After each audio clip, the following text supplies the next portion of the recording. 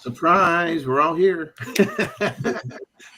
We got Chuck and David and John, who is in Hong Kong right now, en route to going back home to Malaysia tomorrow. We got Randall, who you didn't see earlier, but he showed up as a squirrel and he changed back to a human being. We'll get that later.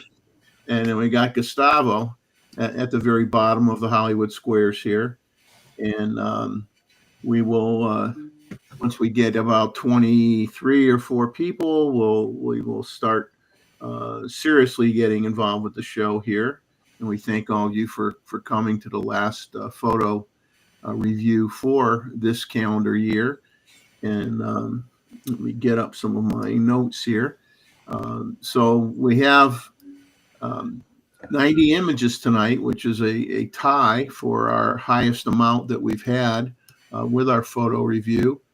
And next one will be January 4th, 2025, which will still be on this channel. And I want to remind everybody that the live stream events for the other Saturdays in the month of January of next year will be via Chuck Talks on AP Studios, starting January 11th. Same time, different channel. Don't forget, mark your calendars.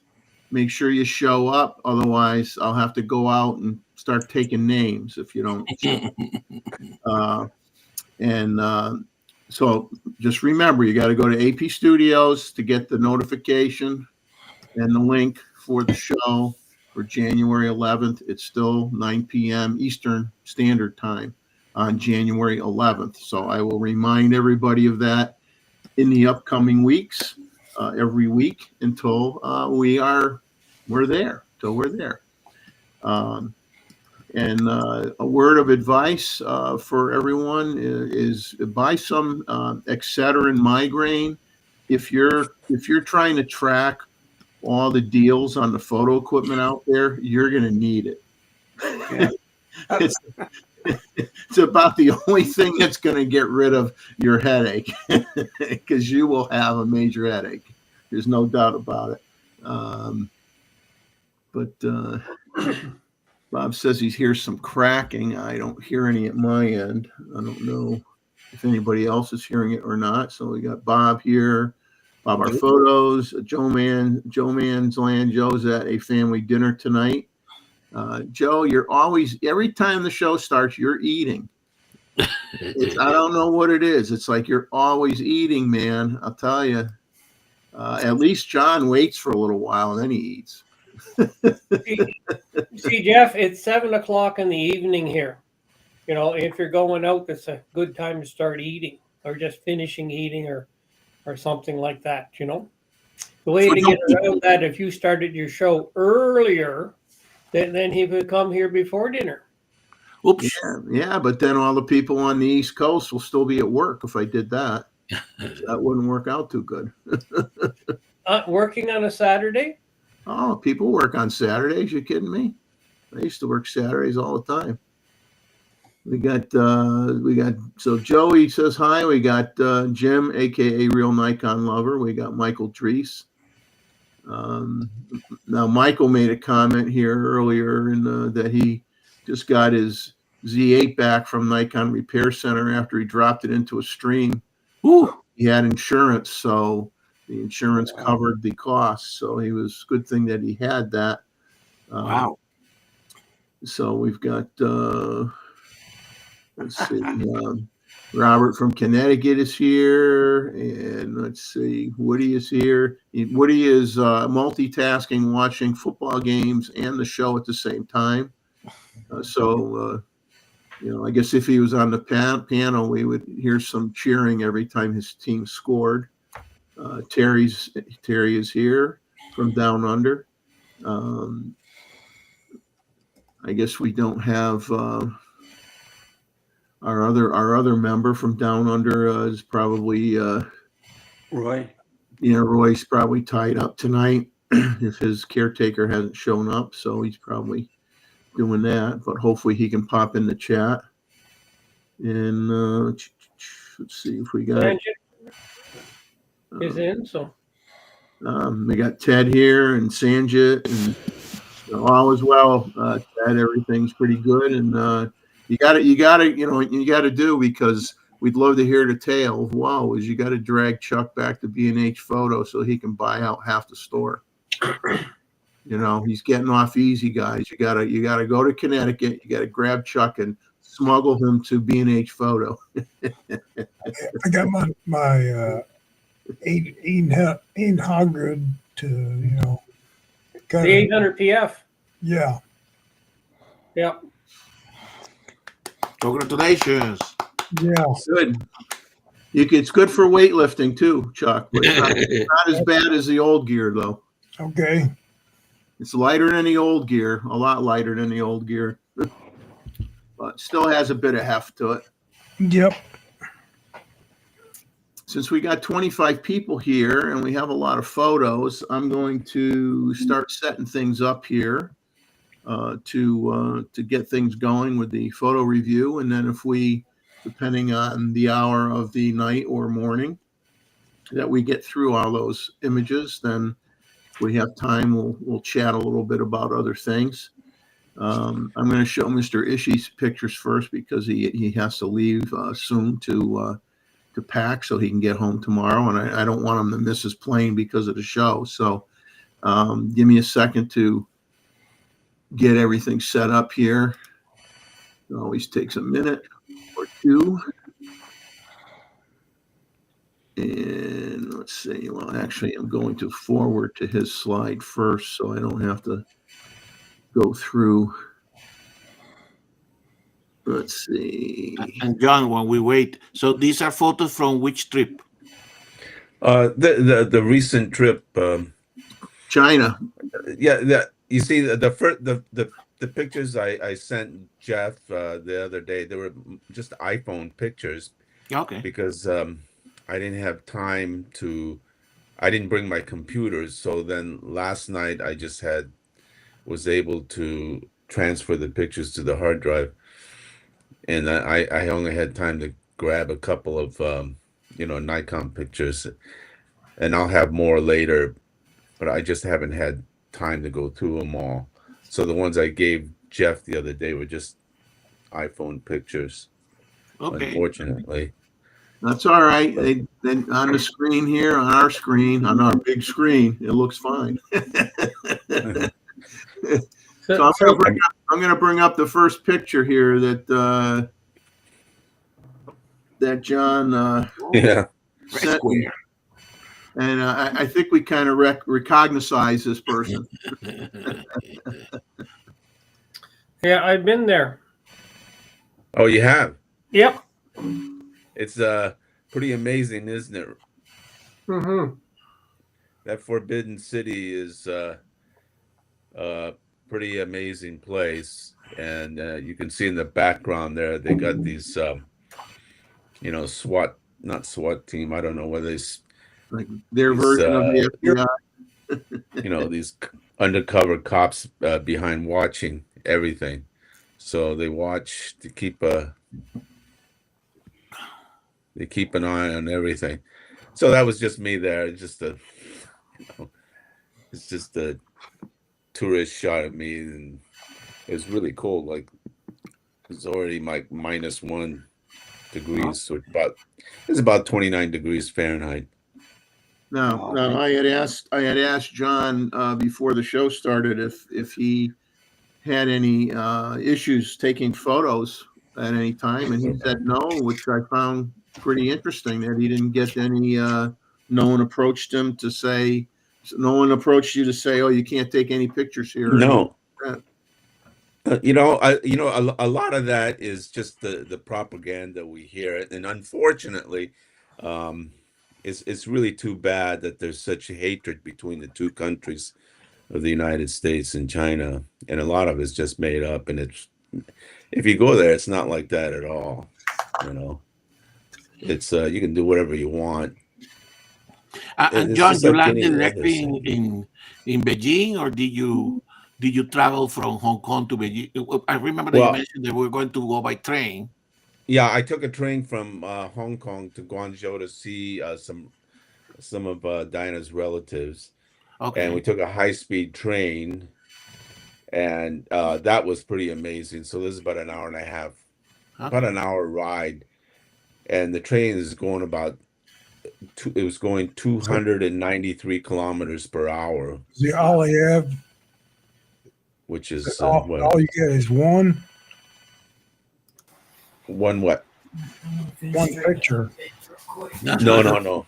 No, I'm waiting for Jeff to move on. Yeah, I'm just getting Joe in here.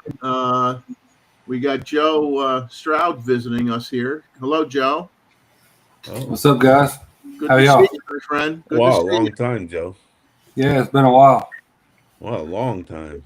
Good to not see you, just hear you. Yeah. Oh, there you are. Oh, Yeah, there you are.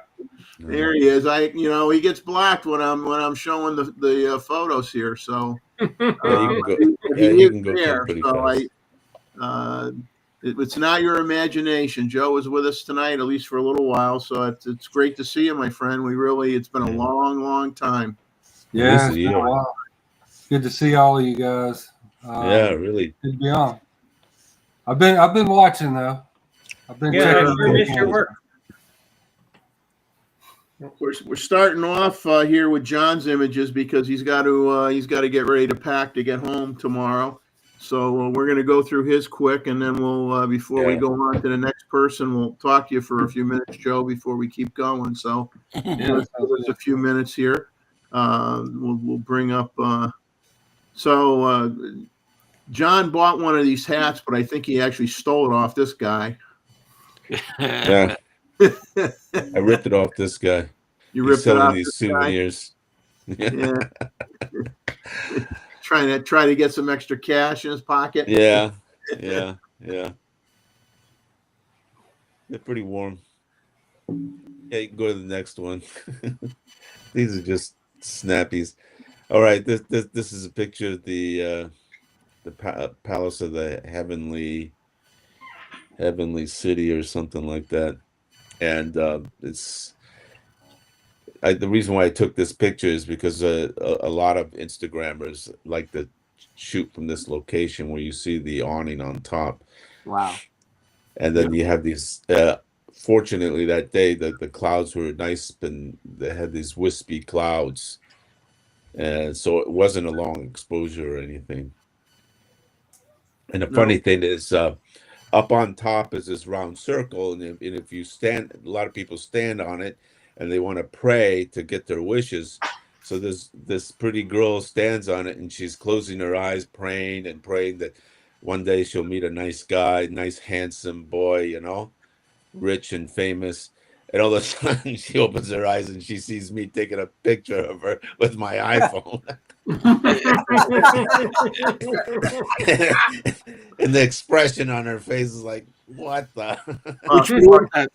She said you're not what she was imagining, John. Exactly. I don't think so, man. So I snapped this picture of her, and she's just like freaking out. So that was funny. Now these images here are just wow. Okay, so absolutely cool. this is a part of the Great Wall. Now, here's the interesting thing about the Great Wall. There's two sections of it. One is where lots of tourists go, and this second part here, just a little bit further away, not as many tourists. So this is off season, and it's about 4 o'clock, and the sun sets about 5 plus since it's winter time, but it was Okay. cloudless, and this wall is mind blowing.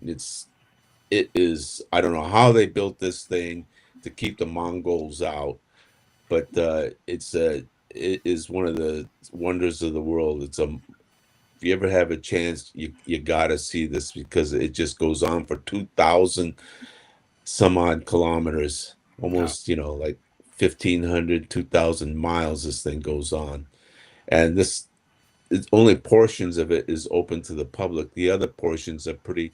They kept it original, but it's quite dangerous. So the 2, 3 sections they kept it open to the public, but there was nobody up there. And if you go on a holiday, it's elbow to elbow.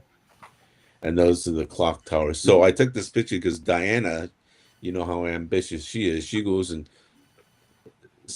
all the way, as you can see, the wall that's going up that ridge. Mhm. Well, she goes all the way up over there, and I said, "I'm not doing that. That's crazy. There's no way, I mean, it's a lot of steps and stuff, so you got to be pretty fit." And I said, "No, I'll wait for you here." Exactly. No. If you ever get the chance, you got to go.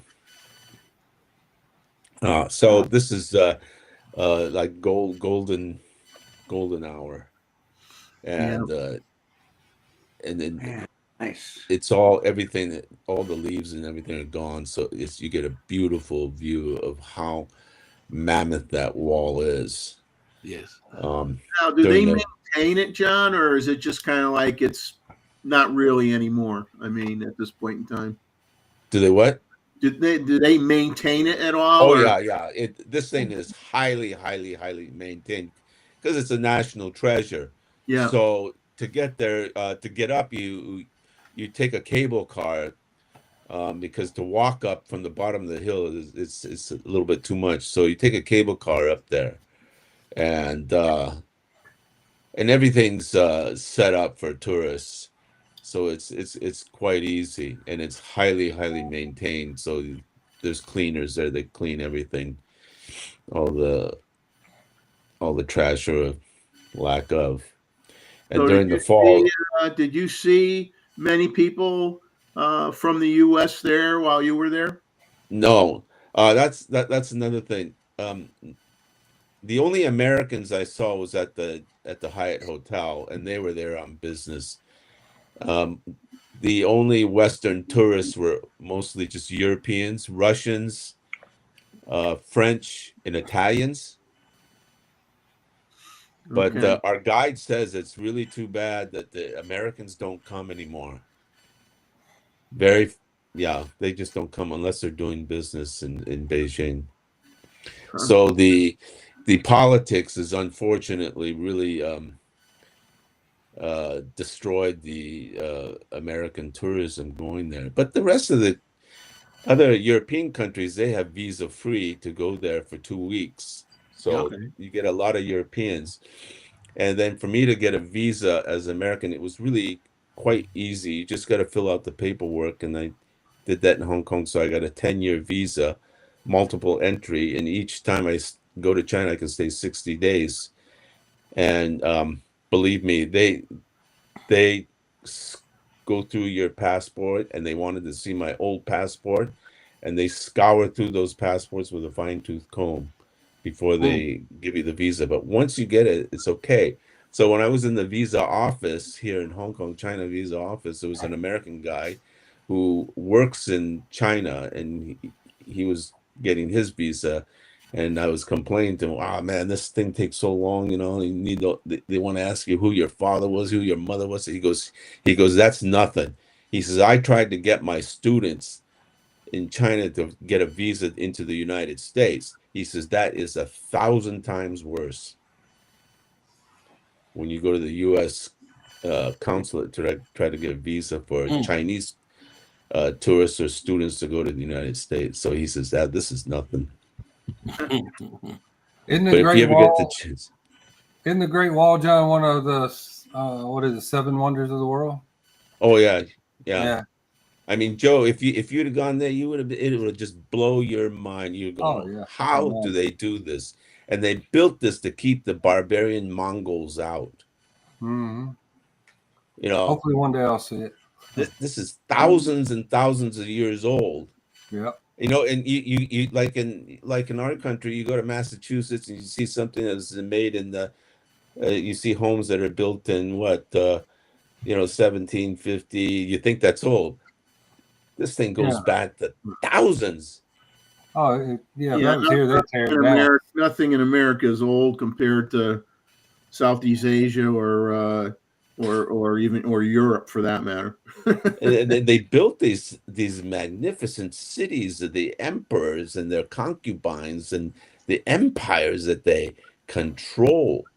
Oh man, everything was about controlling their empire, and this Well, is if we how they had that kept here, the they barbarians. would tear it down. So Yeah, it'd be so offensive to most that no, we can't keep this, so let's tear it down.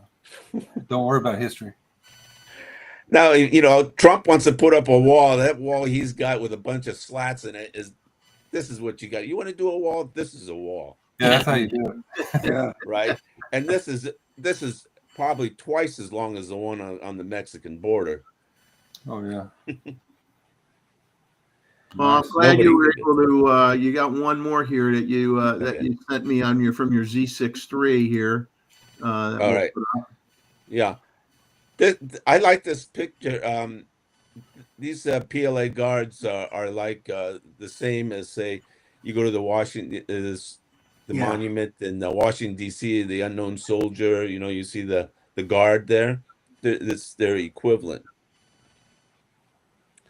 So the sun was shining nicely, and that Z6 III with a 24-120 is, I mean, what can I say, right? What an Now, awesome do they have a lot setup. of pictures of? Is that That's Mao. Seitung?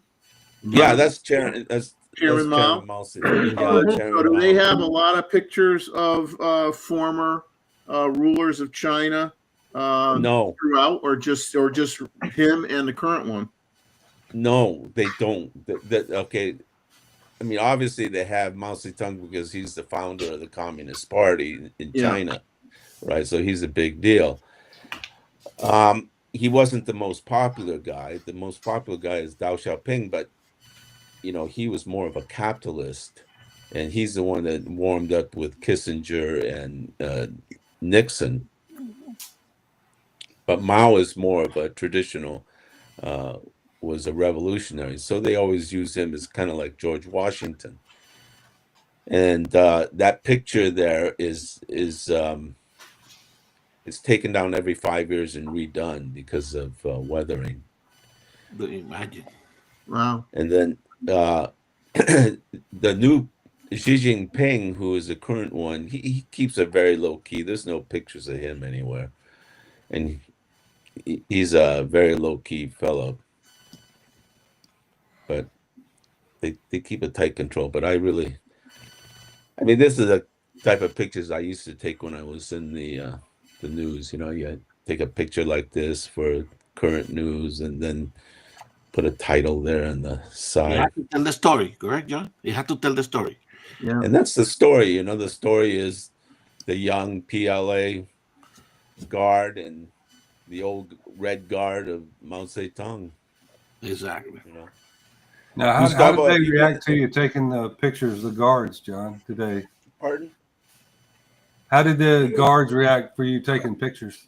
Oh no, they don't care. I mean, Yeah, they don't care. Nah, they're kind of a tourist fixture anyway. No, they get weird if you start taking pictures of military installations and stuff like that, just like they would in the States. Mm-hmm. I mean, you go down to San Diego, go down the Naval Yard, and start flying drones and stuff down there. I think you're gonna get harassed, right? I mean, Yeah. it's just obvious, but this is just a Forbidden City heritage site, so it's open to the public. And to get there, you got to buy a ticket, and the ticket gets embedded into your passport. So when you go to the turnstile, you show them your passport and they scan it, and then it shows a picture, and shows a picture that you bought the ticket. Okay. But they keep you got to keep your passport with you all the time because they're checking it as you go in and as you go out. Wow. Yeah. So Well, thank you for sneaking those over to me while Yeah. you're in the middle of your trip or near the end of your trip here. But well, I wasn't expecting anything from you for a couple weeks regarding this. That's for sure. well, the timing is good because I just got back yesterday, so I had some time, and then the other thing in China, which is difficult, is because of the internet, the great firewall up there, you don't get Google or Facebook or anything. But I was able to do it because I had a VPN, Okay. so I was able to get on the Google and the Facebook and stuff and post, some Facebook pictures and stuff like that. But they keep that pretty well restricted. And the other thing, and to pay for things there, everything is electronic, payment. Okay. They don't use much cash, so you scan it with your phone. I don't know if they have that in the States, but you take your phone to, say, buy a cup of coffee or something. Exactly. Okay. And did you have to buy an e-card or a new SIM card, John? Yeah, so what you can do two things. If you're coming from the States, make sure you buy eSIM card. Mm-hmm. Okay, you know what an eSIM is, right? eSIM, you can buy them on the internet and the Exactly. App Store. And then you can select it. Say you're going to go to China next week, and then you hit China, and then it's like $10 and you get so many gigabytes. So when you Exactly. arrive, it automatically hooks up with Chinacom or whatever they use over there. Exactly. And then for payment, before you go, you get onto WeChat or Alipay and top it up with some cash or with a credit card. So when you arrive there, you have access to payment, Exactly. whether you're going to 7-Eleven or whatever. You been to China, Gustavo? No. Oh, It's a okay. place I haven't visited. You got to go. You got to go, Okay. Gustavo. Definitely. Sure. You must go. I highly, highly recommend this place Yeah. because, and it's not that expensive, by the way. Yeah. Well, Yeah, but it's the country is just gigantic. It's as large as the United States. It is huge, and it's so diverse. And then the food is, what can I say? It's very inexpensive and it's excellent. And if you want Western food, they got the original KFC there. They got McDonald's, and they open 3 Starbucks per day in China. wow. So if you get homesick, there's plenty of McDonald's around and KFC and Pizza Hut. Pizza the Hut. Yeah. Any other questions, guys? No. I mean, that's we just see if anybody left any in the chat before you go. Nothing in the chat. Nothing in the chat. Okay. All right, you guys. I'll see you next week, huh?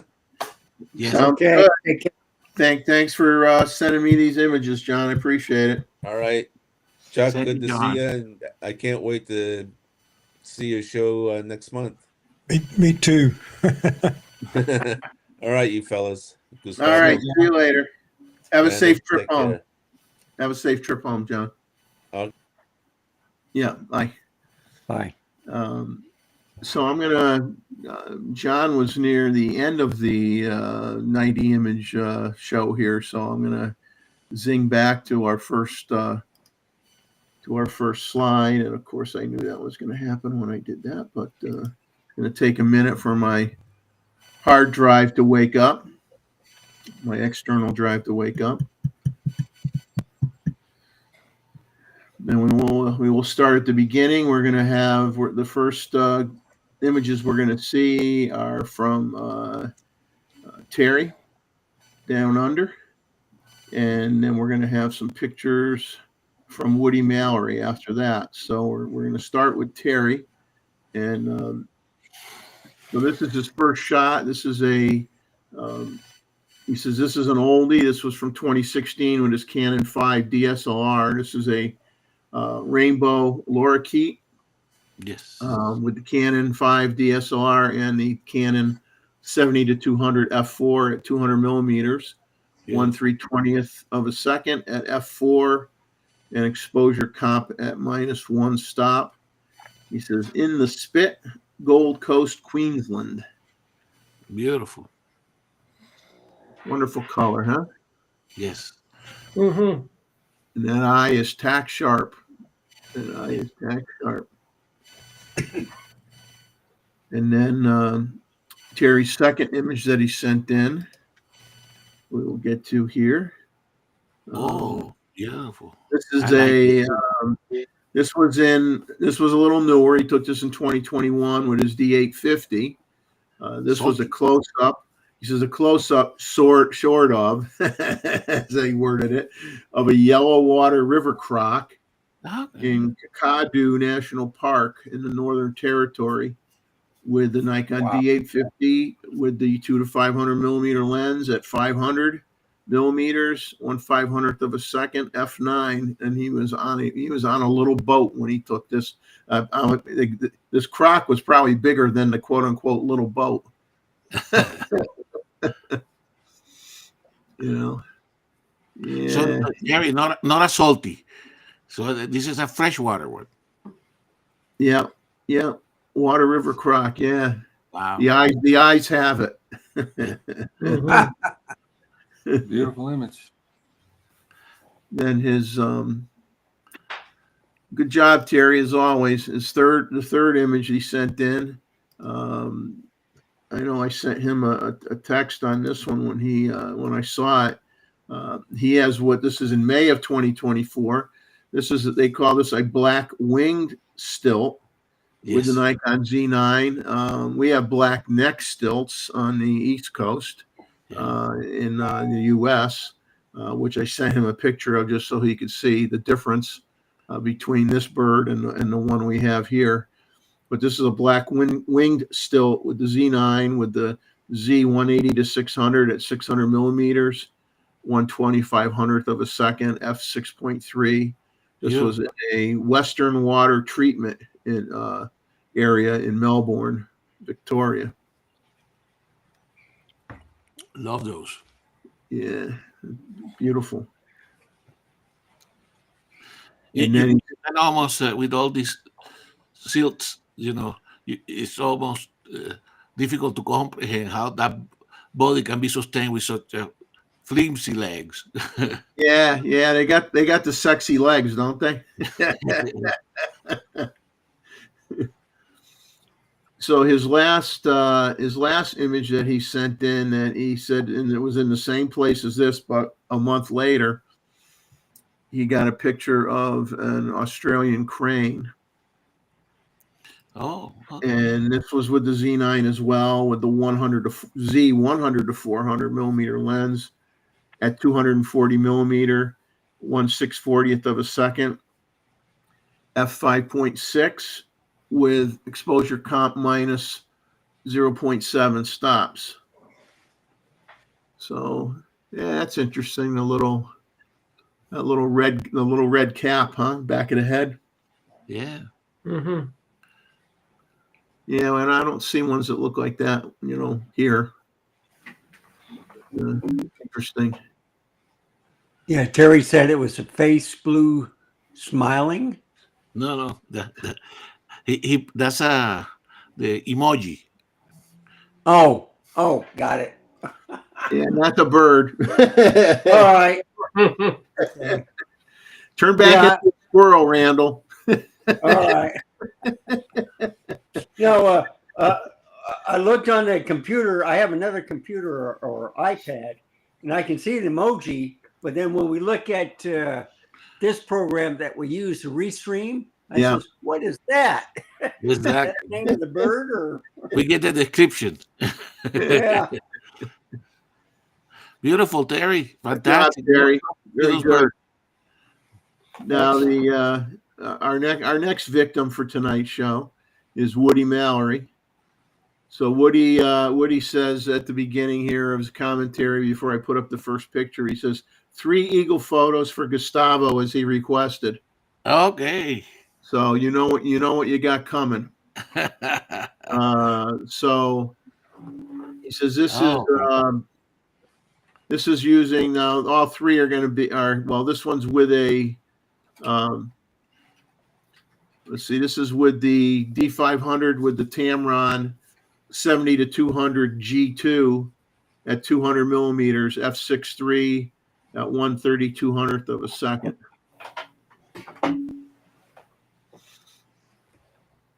So this one looks like pretty, if he's not a full adult, he's darn close. Yes. I mean, the tail isn't quite as white as I think it might be able to be. So maybe he's not quite a full adult yet, but he's close. He or she. Did Woody mention the location again? No, he'll have to, if he's here, he'll have to comment in the chat, let us know where he took it. Okay. So then his next image is of an eagle as well. So we'll bring that up. Wow, that's a good one. That's nice. Did he say it was using the D500? Yes, D500. Yeah. Woody like that camera. Yeah. Right, Randall? Yeah, I bought mine today. Oh, Love it. Or yesterday. I bought it yesterday. I bought the 500 PF today. Yeah. so what are the settings and camera that he used for that? What? Yeah. He did not give me those unless I can. Well, I could see it through give me a second here. I could cheat. It's not on there.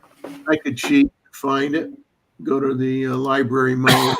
In case that Woody is still 1/3200th of a second, f6.3, ISO 1400, 200 millimeters. okay. No, I think he's in the chat now. Westmoreland County, Virginia. The first Okay. one. That's a great capture. This one here. Yeah. Yeah. Now his next shot was with the is also of an eagle with this was with the D500, and Randall, you'll like to hear that it's with the 500 PF, so you get to see one with the 500 PF. Oh, wow. So that's with the 500 PF, 1/400th of a second f5.6. Beautiful. Well, that proves that the D500 could focus. Yeah. Oh yeah, it could focus well. SLRs were able to focus. Bob, Bob, my friend Bob from Bob Our Photos shot a D500. He had 2 of them actually. He gave one to his daughter, but he shot with a D500 for a real long time. And then let's see, Woody's last shot that he sent in is definitely different than an eagle. He sent in a picture of Secretariat, the statue of Secretariat, and this is in Ashland, Virginia. He says their local hero, the 1973 Triple Crown winner. This is with the D500 with the 17 to 55 DX lens f2.8. So Woody, we thank you for your submissions for the show tonight. As always, very interesting, very good. We appreciate it. I like And this. don't run off on that horse now. Hang around till the end of the show.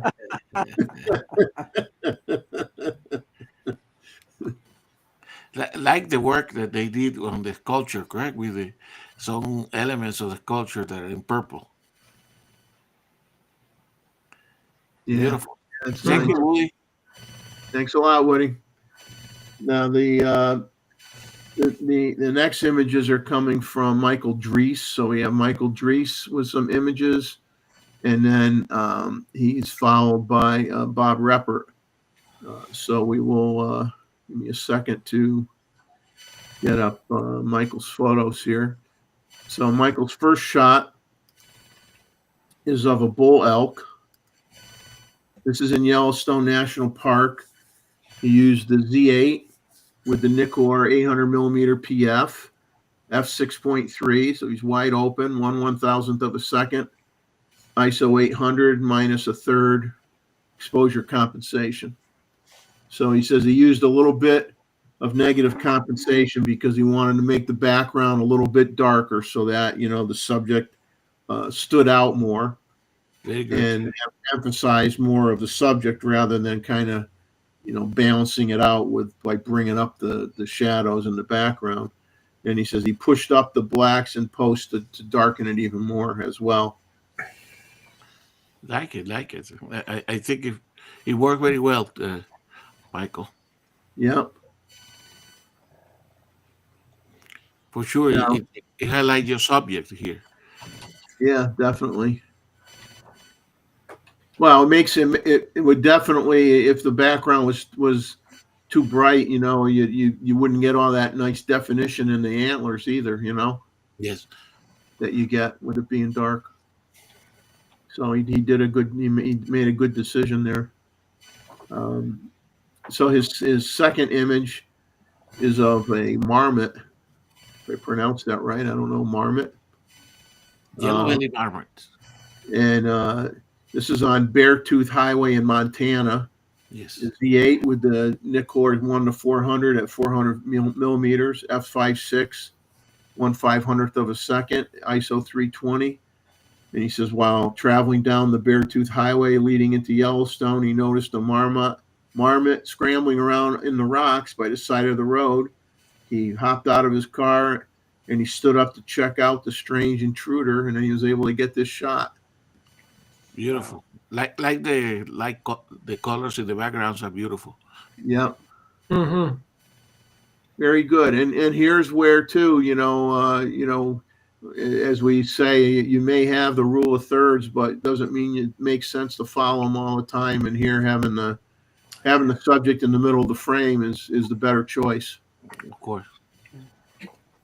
At least I don't think they should be calling them rules. They should be just calling them suggestions. Suggestions, but they've called it the rule of thirds forever. Right, wrong, or indifferent, right? They've called it that forever. So his next shot, which we'll get up here, is of Kitchen By the way, Creek. Kitchen Creek. Just before this one, a little comment, people, because I remember having exchanging some emails with Michael Correa about Yellowstone and putting some maps for him as well. So if anybody wants to go to Yellowstone next year, correct? But in the spring, the time to make your reservation is about now. Okay, because otherwise, now the photos that we saw from Terry, they are all from the fall season. Correct? I think he went in September, October type frame. So I may put some slides next for in the next couple of shows, just to show some of the maps that I share with suggestions that I share with Michael, in case that we got some of our group here that wants to visit Yellowstone. Anyway, let's go back to the image here. Beautiful, love that image. Yeah, now this is, he said, Ricketts Glen State Park, Benton, Pennsylvania. Z8 with the Nikkor 24-120 at 24 millimeters, f16 at 6 seconds, ISO 64. So the 6 seconds, I mean, obviously you get the milky blur of the waterfall, but he says he utilized a 3-stop ND filter so he could get this long exposure, because he wanted to get that swirling effect that you see on the left with the leaves that were swirling around in the water. Yes, that's fantastic. So that is really cool. That was just kind of like one of those little pools where the water is just everything's just spinning around in that location, and he captured it perfectly. Yes.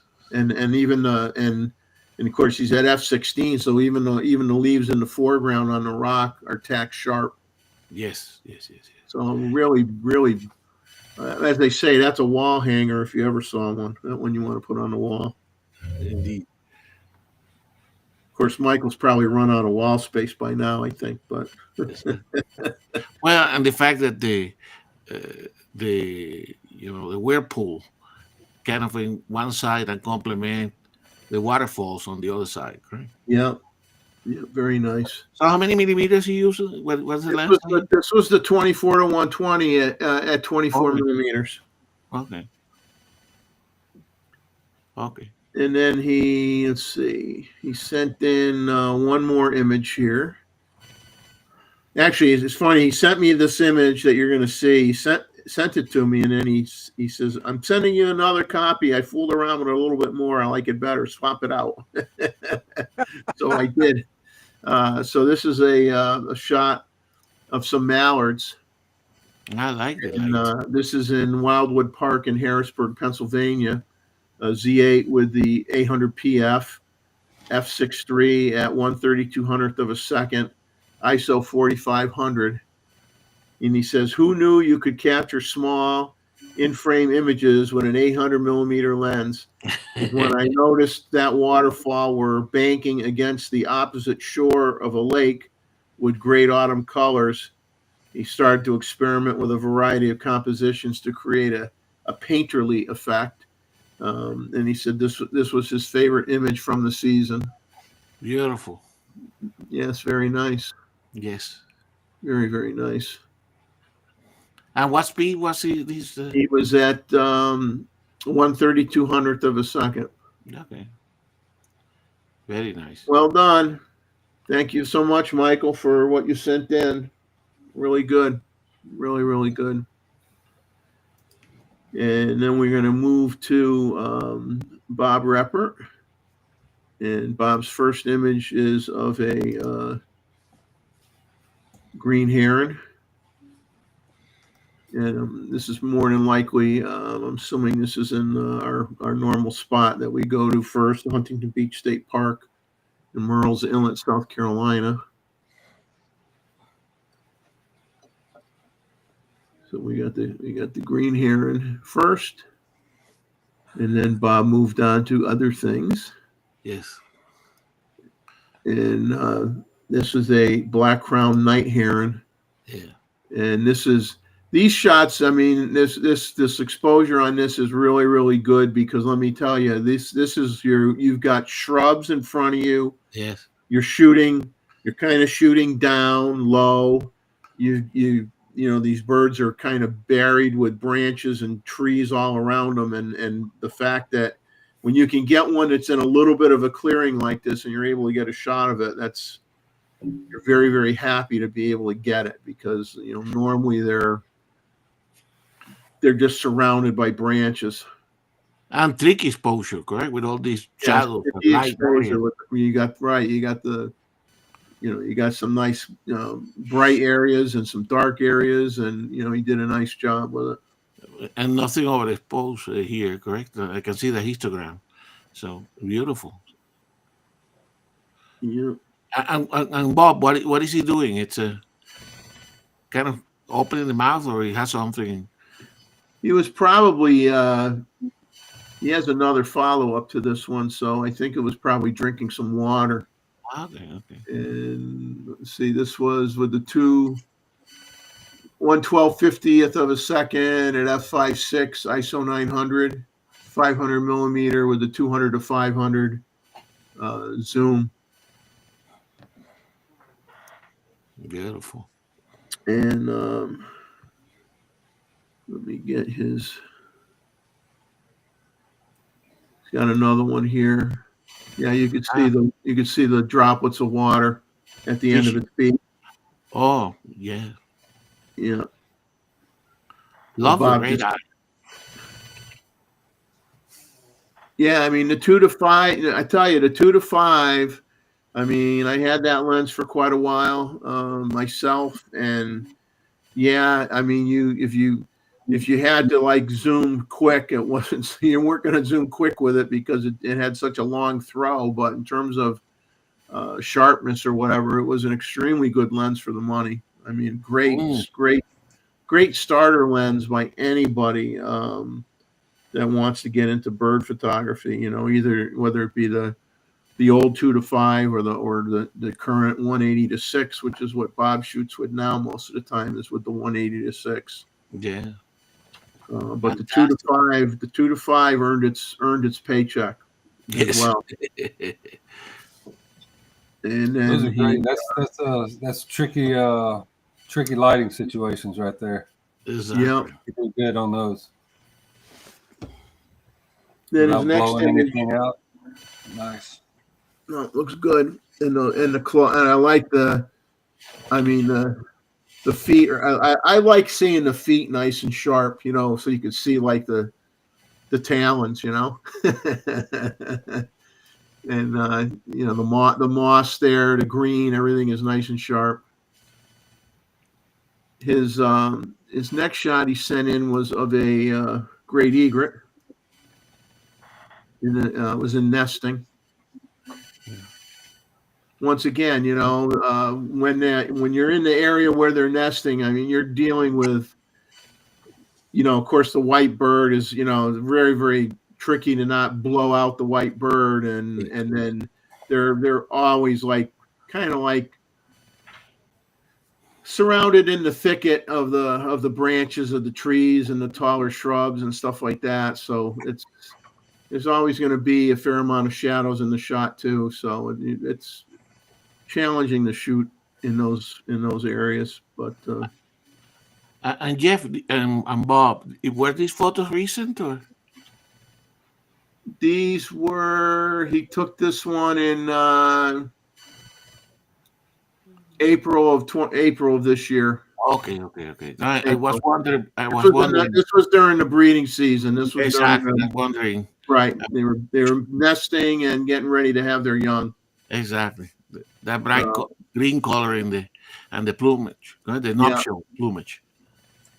And the last image that he sent in is of a mink. Okay. Oh, So I love that. If we go to a, we got to do like, well, Bob doesn't have to do it. I have to do it. See, Bob has an electric bicycle. So it's like 1.5 or 1.6 miles from where we get onto the North Beach area to get to the jetty. And the jetty is where you have an opportunity to see the mink. So he gets on his electric bike and he's towing his gear out there, and he gets there probably in 5 minutes, and then maybe 30 minutes later I show up. So that's a great photo. But yeah, it's we love getting the minks when we can get them, man. I'll tell you, they're because Jeff and Bob, you guys both have shown these minks under the jetty on the rocks, correct? Yeah. But this one running in the sand. Well, for me, that's I like this photo a lot more. Yeah, he's getting in. Well, you know, he likes to get his exercise. It's a little harder going through the sand, you know. You lose more calories that way. And compliments to Bob, because I mean, these animals, you know, they are almost like impossible to get to focus into them. I mean, they're moving like lightning, correct? Lightning speed. Yeah. Now he took this just so I can see. Oops. He took this at 12/50th of a second, wide open, ISO 500, with the 2 to 5 at 500 millimeter. So Kubarasi is asking if it's sand or snow. No, it's sand. We don't get snow in South Carolina. Not much. If you do, by the time you blink 3 times, it's melted. Wow, that's a great photo, Bob, for sure. I love this one. So that's everything from Bob. Thanks, Bob, for sending those in. For once, Bob, you weren't first. You're normally first with your pictures. So you're going to have to send me the pictures for next month tomorrow if you want to be first. Because you got people beating you out once in a while now. Now the next images are from Jeff Sluter, Jeff and Leslie, and so he's saying he thought he would submit a few of his favorites from the last few years, and he said they were shot with a variety of cameras, mostly the D500 and the R7, and a bunch of different lenses. So we'll pop up his first shot here. All right, that's a good photo. Yeah, that's like you could have used that in that movie High Anxiety. Joe, this is the type of your photos. Beautiful. No, I like it. It's funny that you look at the treads here. It almost looks like a saw blade, doesn't it? Yes. Yeah. It looks like a circular saw going down. That's really cool. That is really cool. Yeah, very cool. Yeah, I Did can he see mention it the in the little location? thumbnail, Gustavo, and I was thinking, I can't wait to see that one. Exactly. So, did he mention the location or not? No. Yeah. You I didn't bet you that photo also look fantastic in black and white.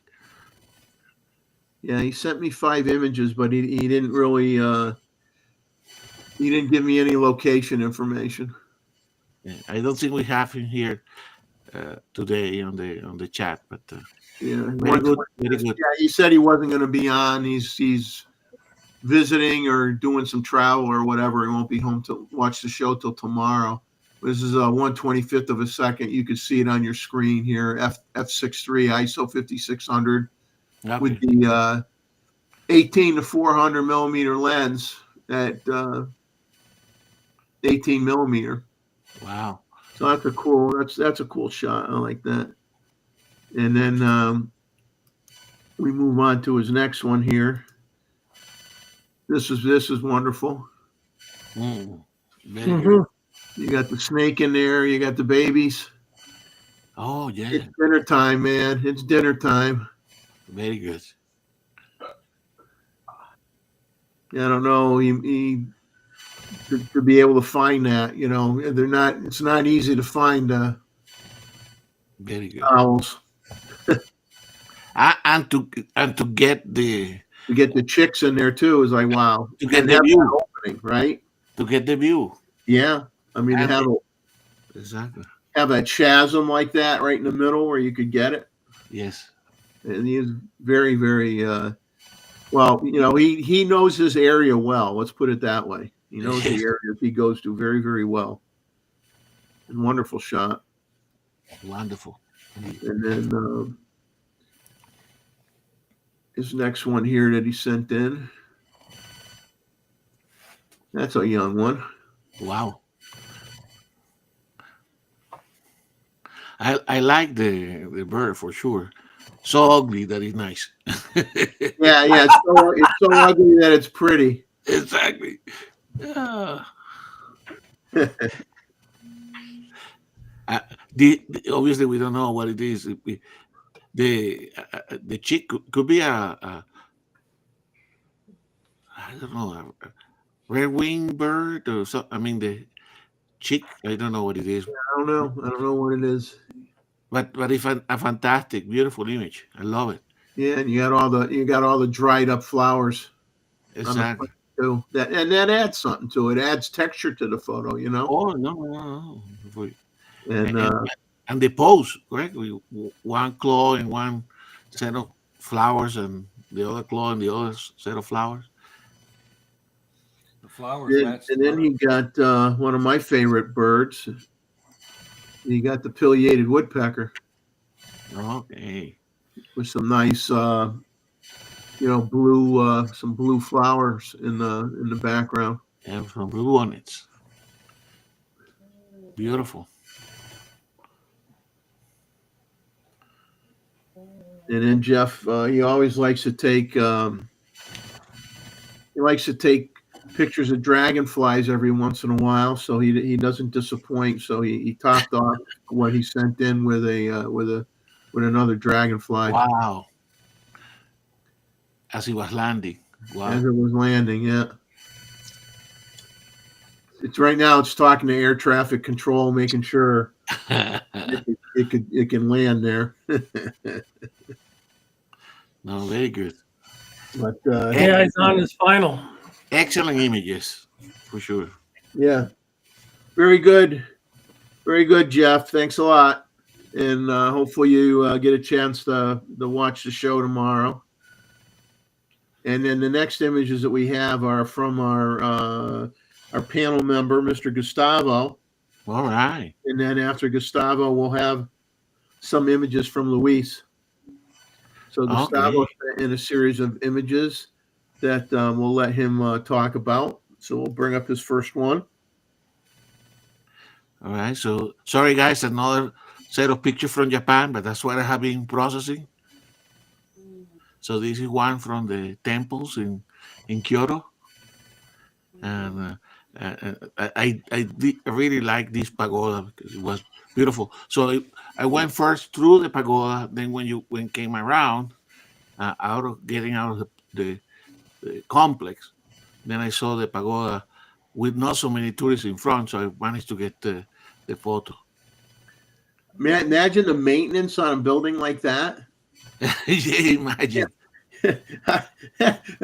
That's the thing. You go to the parts of the country where they have, temples and really intricate wooden structures, and they maintain them impeccably. Most countries do.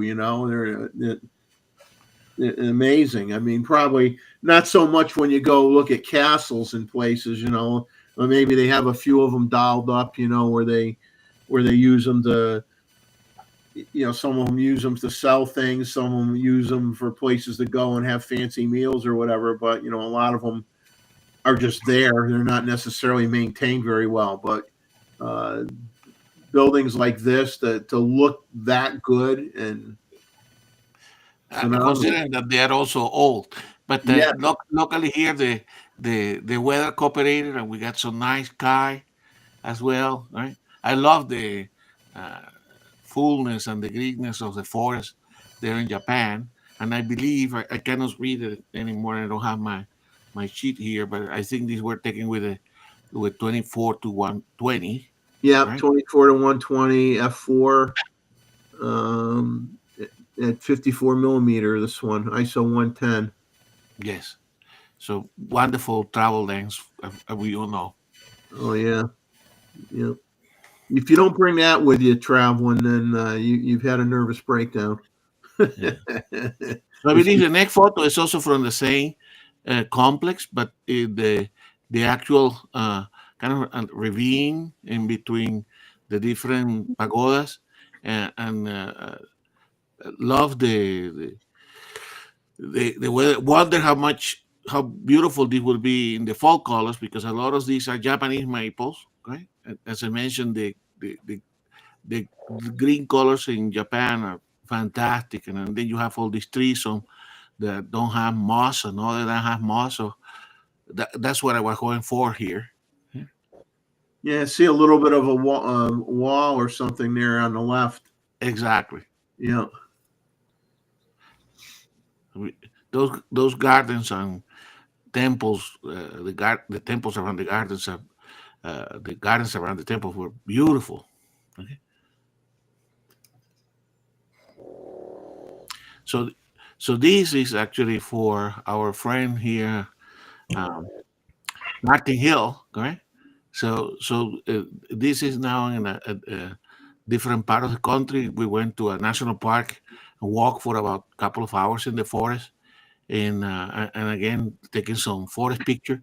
And this plant that was kind of fruiting plant attracted my attention. I think it's a uh, uh, I have the scientific name there for Martin when he see it. Right. So this is the fruiting end in the fall, and I went down and talked to the park ranger, and he was kind enough to identify for me, so I didn't have to rely on Martin to come in and identify. But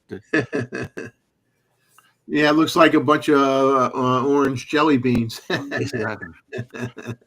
That's the beauty of nature, correct? There's always Yeah. patterns and textures and stuff to photograph. No, that's nice. And of course the color in the background's nice too. Exactly. Now the And next one, I thought you like visited one of my relatives in this next photo. then,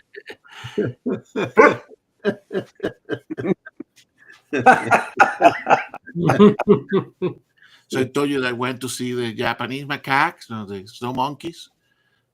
Exactly, Martin is an Alsacia. Yeah. So I went to see the snow monkeys.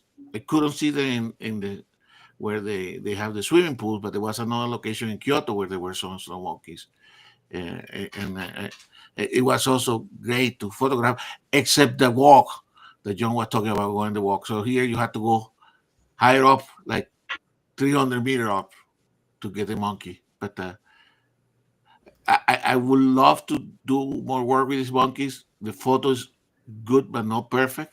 All right. Yeah, but definitely got some of the looks that what I wanted. No, I like that. I think he liked you. Hey, working with monkeys is always difficult, right? Yeah, They, you're always monkeying around, Gustavo. I tell you. and these are Japanese macaques, which are kind of more docile, let's say, than some of these other macaques. So you have a backpack and you put it on the floor. You could see there is people there that work in that area that immediately go, no, don't do that, because they come and take your your backpack, right, full of lenses or whatever, right? So you see there were people around this area ready to intervene in case that the monkeys will start trying to get you lenses and stuff like that. They want to take pictures of you. Exactly. So anyway, so Thanks that's for it for me, guys. That was excellent. Very good. Now, Great, Gustavo. our next set of images are we got Luis. We got a handful from him, and then after Luis, we got Randall. So Randall, you're not allowed to go anywhere. You can't go to the bathroom. You can't take a bathroom break or nothing. You gotta hang around. So we'll bring up Luis's first image here, and he sent 4 images from Thailand. So these are all from Thailand, and this first one is a golden tree snake that he says, as he words it, remained quiet for a few moments. Probably very, very few moments.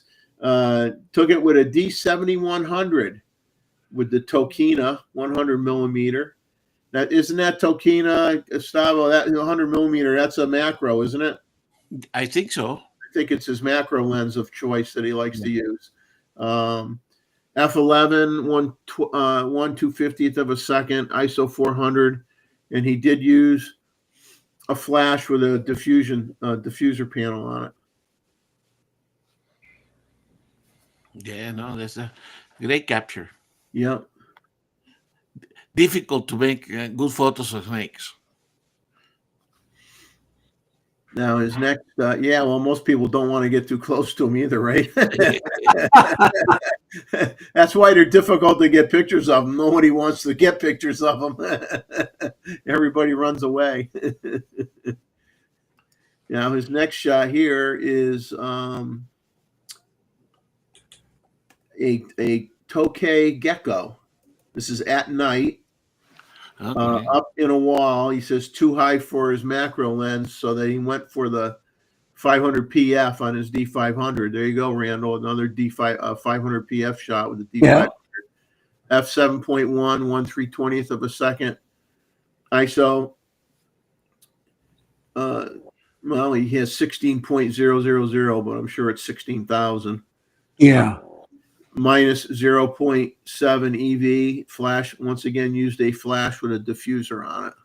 Yeah. Okay. As you can see the little sparkle in the eye. Yes. Yeah. Yeah. And so he says to make sure he got the shot, he says he kept the auto ISO that he saw set in the camera. The gecko, he says, went away after the flash, so he never managed to lower the ISO, which is why it was so high. He says this gecko, says these geckos are quite big, normally up to 12 inches, but may grow longer than that. That's a good sized gecko. Yeah. They should hire that one to do the Geico commercials. Yeah, well, it's time to get rid of the green gecko and go with somebody with a little variation in the color here. What do you think? We'll sign a petition with Geico, see if we can get the gecko changed to look differently. I like to see the Chihuahua come back, the one with the Taco Bell. Yeah. So his next shot here, and it he says this is a portrait from the Asian pied hornbill feeding on some kind of a grasshopper. And once again, D500 with the 500 PF, f7.1, 1/1250th of a second at ISO 400. I'm sure that Luis has Sanjit in mind when he submitted these pictures. Yep, and he positioned himself in a good way to be able to have that yellow color behind it too. Oh no, the beaks, the colors are fantastic. Yeah, and that's something that people who maybe are new to doing wildlife shots is when you see your subject, don't be afraid to move left to right, because the difference between a good image and a great image is sometimes just moving a couple feet one way or the other, because then you may have something in the background, far in the background, that has some color to it. Exactly. That you can just dissolve it and have this effect, versus if, like, for example, if he was more to the left, it would be all blue with spotches of blue and green. So he had to move a little bit and to take advantage of this yellow, but you don't always think of it. You get captivated by your subject sometimes, and you just focus on getting the subject, and you don't move your body a little bit. But you should get in the habit of, take that quick shot and get it, so you got it. But then, as long as that bird isn't moving away from you, go to the left, go to the right, change your background. Try to change your background. Wonderful job. Beautiful. Wonderful job. And then his, I got to find my. I like the look around his eyes, the blue and then the red eye. Yeah. I mean, everything's sharp. Yeah. And then his next shot, he's got a couple. He's got a pair of them here. So these are, this is the same species, couple of the Asian pied hornbills. And he says the male is giving the female a gecko he had just caught before. So they do what I didn't realize until actually Sanjit shared the hornbill photos there where they were eating bats. Remember those pictures? Yes. They were eating bats, and I would have thought that they ate any kind of mammal, or I just assumed that they just ate fruit, But obviously they eat. Well, here they're eating geckos, and Sanjit had pictures, or his friend there that joined him that night had one. I forget who took it. Had pictures of him eating bats. So, and the same goes with the toucans, which are the equivalent, ecological equivalent to this in the Americas. They eat a lot of lizards, and they rob a lot of chicks from the nest and take a lot of eggs, correct? So they are not fruit eaters exclusively. They just don't eat Fruit Loops, do they? No, not only. So that's so he comments after this image. This was his last one, and he says he's already back in the Netherlands with a bit of jet lag. He says I'll process some pictures from St. Martin and maybe can present some of those sometime in December to showcase the fauna of the island. So we look forward to hopefully you being able to do that in the upcoming weeks, Luis. And if I'm sure we're showing your pictures earlier than and you're not awake here. I don't believe you're in the chat, but No. thank you for sending these in as always. We appreciate it. Fantastic images. Yep. And then the next ones we got Randall. You haven't left for a bathroom break, have you? Nope. Okay. So we got Randall coming up here. Give me a second.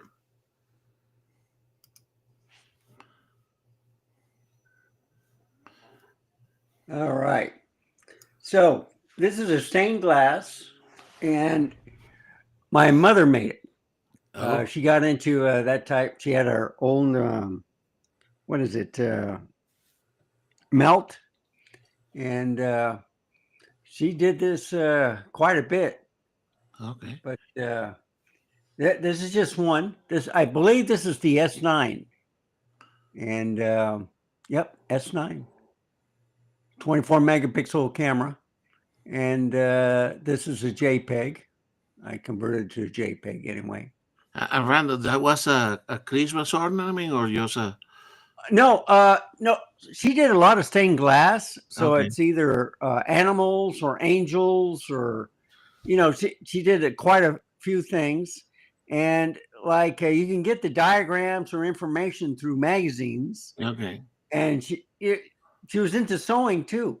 Okay. So you just go through the pattern and then template. Now I think the biggest thing is the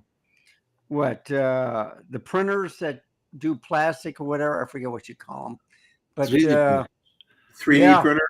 Yeah. Yeah, 3D printer. So it's amazing what you can get and do.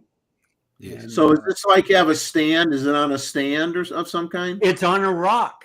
And it's on a she rock. drilled a Okay. hole, and it's being held up by one brass metal bar in the back, which you can't see, Ah, but okay. it's holding the angel up. Okay.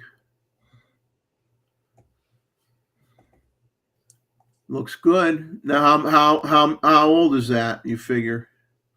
That's about 13 years old. Okay. Okay.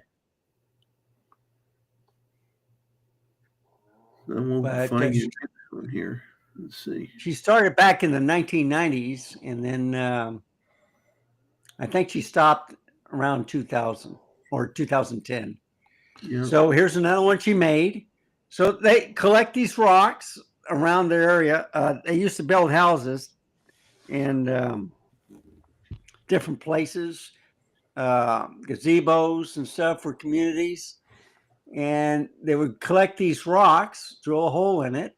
She would do a stained glass. So that's Moses, I think, or a shepherd. And those might be sheep. I don't know. Never asked her, but you would think that would be like, and that might be even Jesus.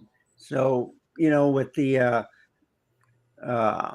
star behind him and he's on the cloud. She never told me, but she gave that to us on one Christmas.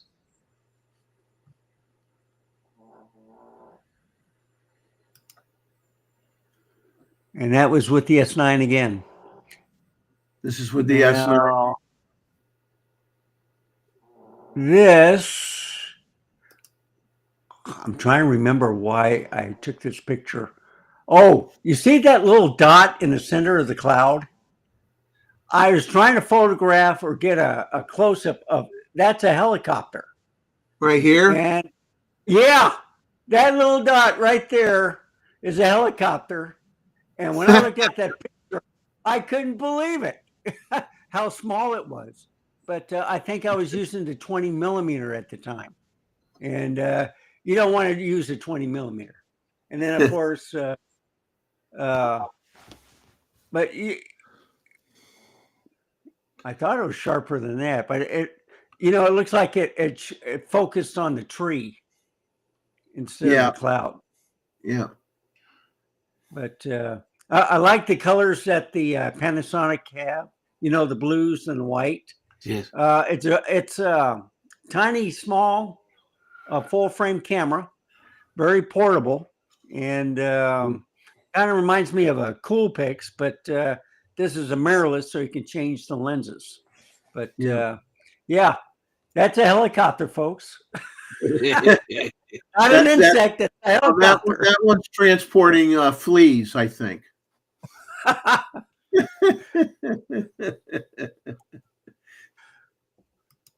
I can't believe it. And then, of course, I love my Yorkie. Yes.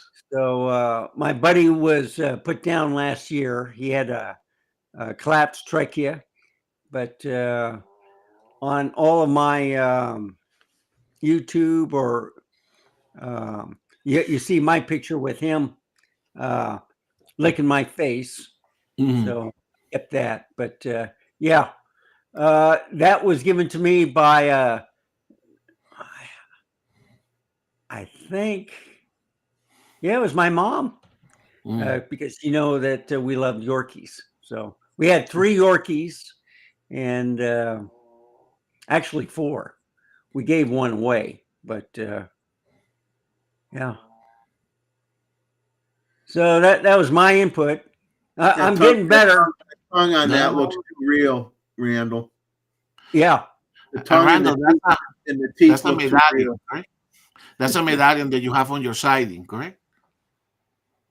I didn't hear you. Go ahead. That is a medallion. Yes. That you have on your siding. Yes. So it's at the front entrance of the at the front door. Okay. And on the other side is Life is a Beach. Right across from it. But nice detail on this one, Randall. Yeah, it is 3-dimensional, by the way. So it looks like kind of like a cast from how people use a chainsaw to do woodwork and stuff. Yes. So that Yorkie is up higher, and the background should have been usually a tree, but someone put a cast, and it's I guess plaster. I don't know, but it's real good. And then that the tongue, it's made out of different material. I don't know what it is. Even the teeth. Okay, and the eyeballs, I guess, is what, black stones. Like and if you look at the nose, so there's different materials in there. All right. And I love it. Yes. No, looks real to me. Well, thank you, sir. No problem. You could take your break now. Okay. I'm going to get some coffee. Get some coffee. The next image is coming up. We have Joe. Hopefully, I can't see the faces of who's still in here with us. Hopefully, Joe's still here. Joe is kind enough to Joe is kind enough to send me a batch of images, and he says, "Well, pick out the ones that you want to show." And I said, "Buddy, we're showing them all. I hate to tell you, we're going to show them all because we haven't had Joe on so long. I mean, if he sent me 50 pictures, I would have showed 50 pictures. But we're going to start off with Joe's, and we'll let him talk about them as we go through them."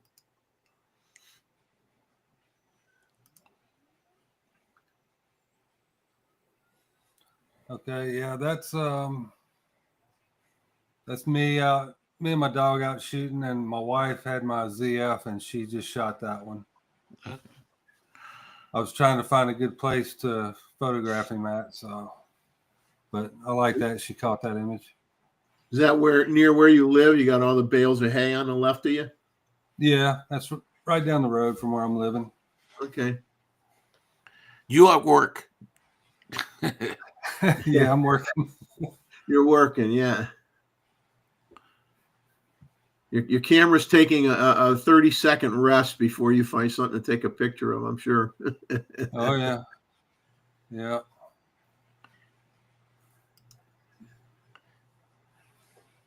I think he did this to tease us, Gustavo. You know, we always Exactly. joke that we're turning everybody into nature photographers. We say that jokingly. He's already a nature photographer. Yeah. He's a good one. I love the light, Joe. Yeah, this was a good morning, man. I didn't want to go shoot, but I did. Exactly. And yeah, man, that was the only good image I got all morning. So Yeah. I like the spray of water coming off the feet. yeah, I shot that with the 100 to 400, the Z9, and it was yeah, I got a bunch of that wasn't the only good one of him, but I got a whole series of him going, and Yeah. they were great. All of them were good, but that one I liked the best because of the water droplets coming off, Indeed. and the way the sun as it was coming up was just barely lighting everything up. Yes, for sure. The light is fantastic. Yeah, I like it when it's hitting the background, but the light hasn't hit the bird yet. So the bird ends up coming out exposed properly, but the background has that, you could tell the sun's just starting to hit, Yeah. And that's why those photographies early in the morning are so much better than anything else. Oh yeah, that's my time, man. I don't like evening photography too much. No, and you certainly don't get anything like this at 10 o'clock. No, that's when to force yourself out of beds and just go do it. Yep. Oh, this one was fun, man. Hell yeah. This was at the famous Anton's nightclub here in Austin, Texas. Mm. And it was legendary blues guy Eric Gales, and he was fantastic. And right before he kicked this song off, I was right by the stage, and probably a foot away from me was a speaker. And he looked at me and he said, "Are you ready for this?" I said, "Yeah, let's get it." And man, this wireless sound just hit me, and I think I was leaning into it, and it was holding me up. But every time the drum would kick, it would just take my breath away. Wow. And it was so fun, man. I wish I would have brought earplugs though. I forgot my earplugs. My ears rang for like 2 days. Oh, It was worth it. It was a great night, and yeah, I photographed the whole show. It was awesome. And you were photographing with what camera and lens here, Joe? Yeah, this was my Z9 and the 24 to 70 2.8. Okay. Oh wow. Okay. Yeah. But yeah, if y'all hadn't heard this guy, check him. He's a master wizard at blues rock guitar. Yes. And this was another legend I photographed a while back. This is the only one that's really not new. But yeah, this is a blues legend, Buddy Guy. I think he was probably in his 70s here. I think he's like almost 80 now or 80 something. Yeah, this was shot with a Canon 5D Mark II, I think, with 70 to 200. Love the lights in the background. I mean, it's a fantastic portrait, but the complementary background with those lights makes the photo to me, Joe. Yeah, when it popped up, I was like, "Oh, I like this one." Yeah, it just kind of pops out at you. Well, I like the detail, and being an older gentleman, the detail, Exactly. even the wrinkles in the fingers, the detail in the face, the cheekbones, stuff like The that. texture. Really nice. Yep. The texture Yeah, of the skin. I was just proud I got to photograph him. He probably, he's been around since, the 50s playing. And he's a Louisiana native. I grew up in Louisiana, so it was fun.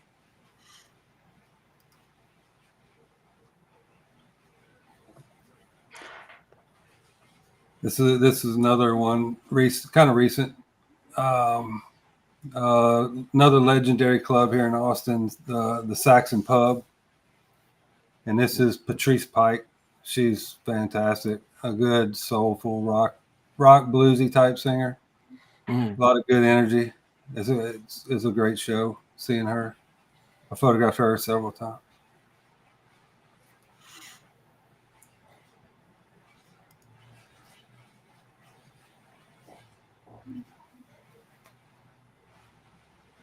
Yeah. And that's her again. That's her guitar player, Hunter Hendricks.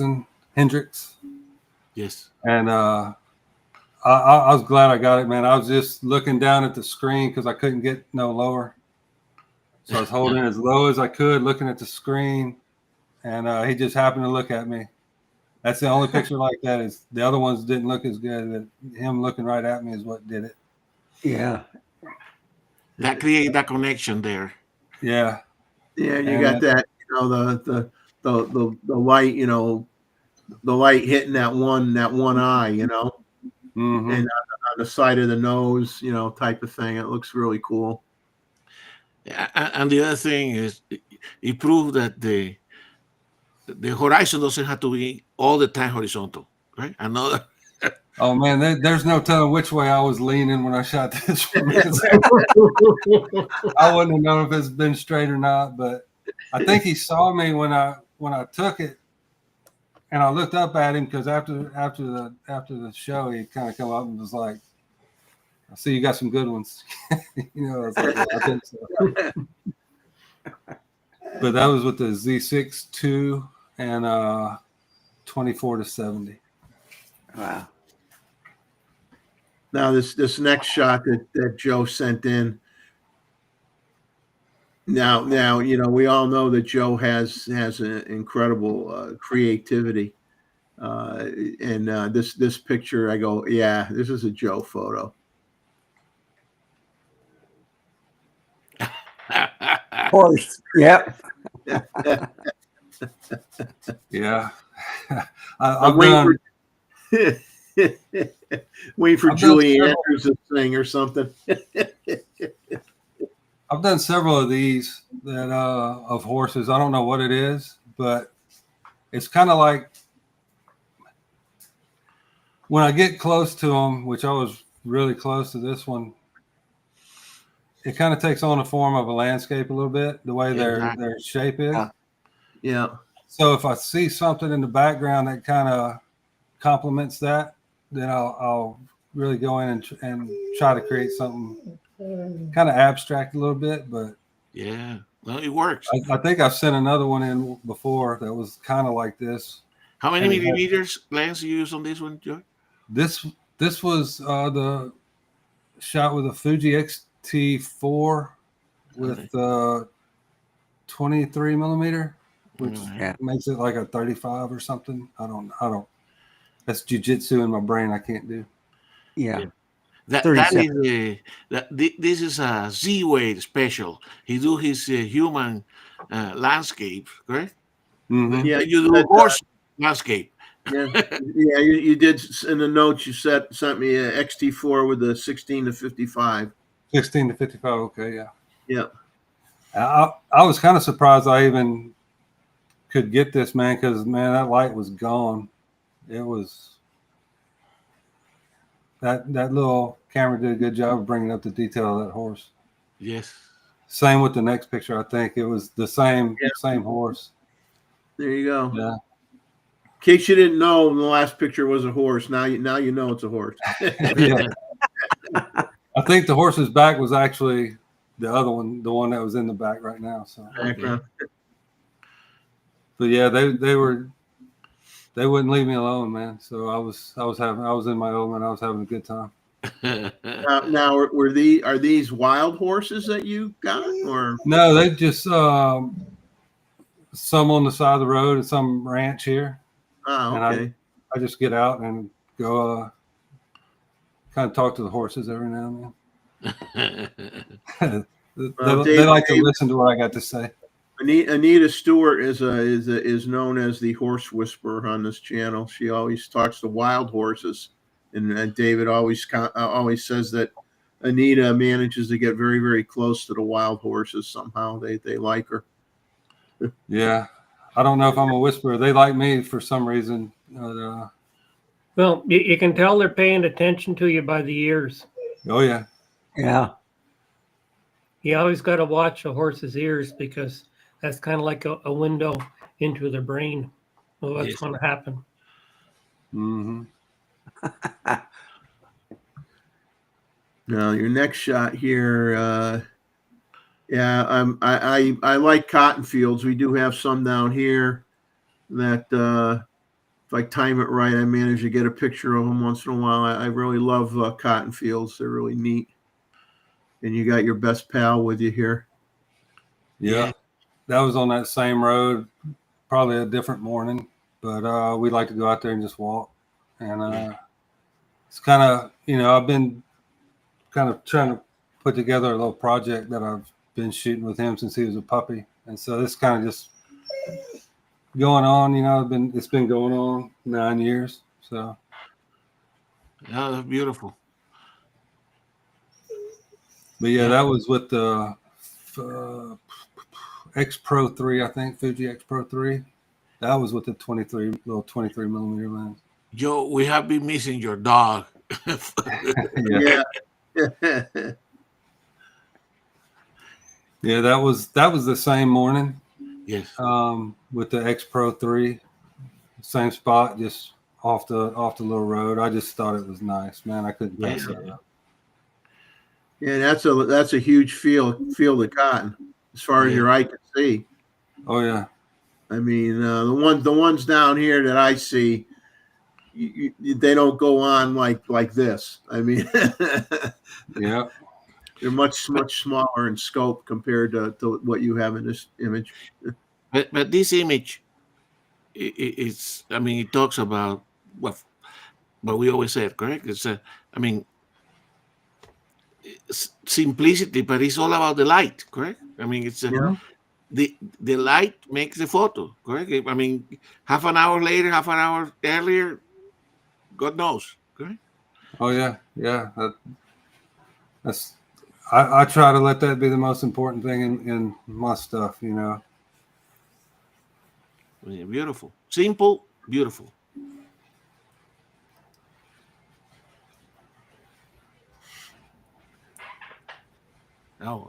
Now I don't know. This is an eclipse photo that he took with his new I can see it with the 100 to 400.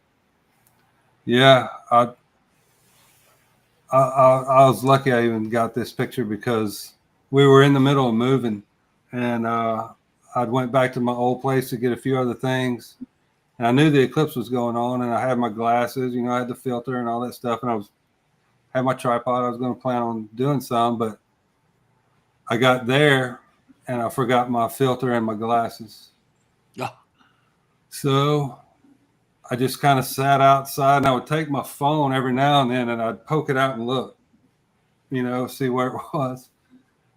And when it finally got dark and you didn't need the filter or the glasses, I ran out there and I put it on the tripod real quick, and I couldn't find the moon or the sun.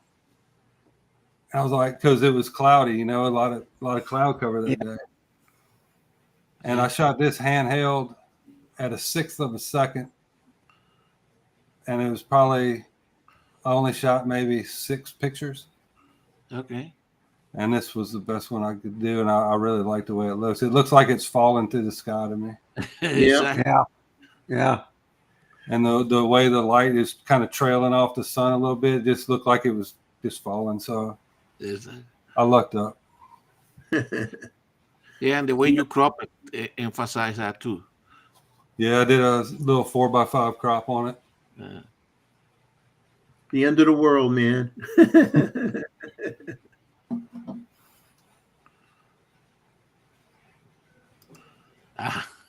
Your There you go. Yeah, there he is again. This is just like almost every morning. I had the GFX 100 S2 with me with a 20 millimeter lens, 20 to 30. I really didn't like that camera. I was just testing it out for somebody. And I put it on autofocus, man, and I was driving and I looked in my mirror and I saw him and I grabbed it and I didn't even look through the viewfinder. I just did it and it caught him, and that was probably the best picture I took with that camera. Yeah, he's just razor sharp, and when I see it with that 100 megapixels, I'm like, wow, that's crazy. And then you got your last image here that you sent in.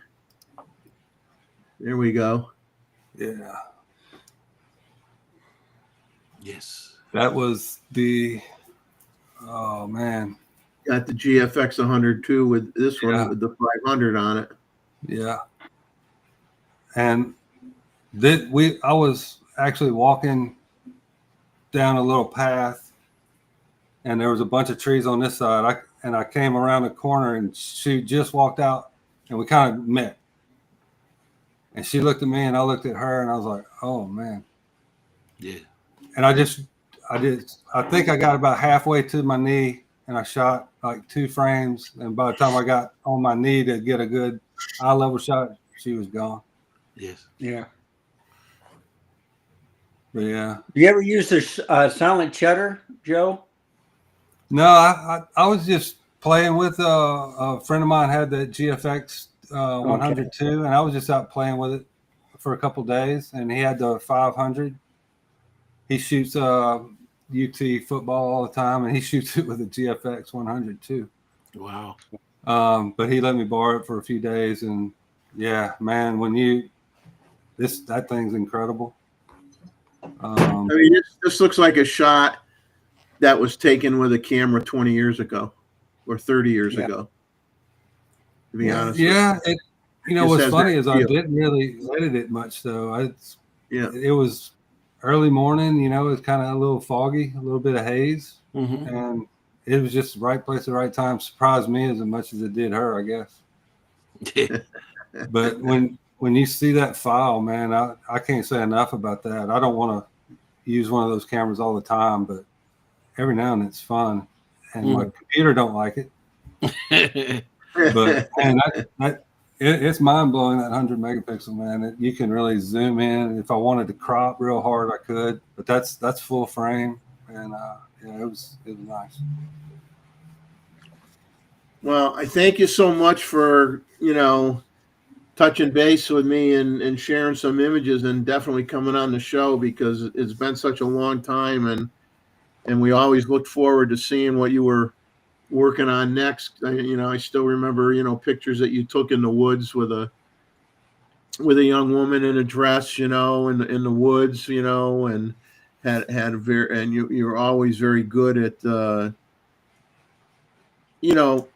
your compositions and your planning, with your shots and everything. And so very happy that you were able to come on the show and everything and share some images. It's been, like I said, you've been missed for a long time. Well, I appreciate it. And yeah, I'm always shooting. Hadn't been in the last couple months, but yeah, I'm getting back to it though. No, Slowly I mean, hey, hopefully you come back and share some more in January, first Saturday in January for the next year. Yeah. Bring in the new year on a good. Help us bring the new year in on a good note. Yeah, it'd be fun. Yeah, it's great being on. But thanks everybody for the nice work. Hang in for a little while and enjoy some of these other images that are going to be coming up. But yours were fantastic.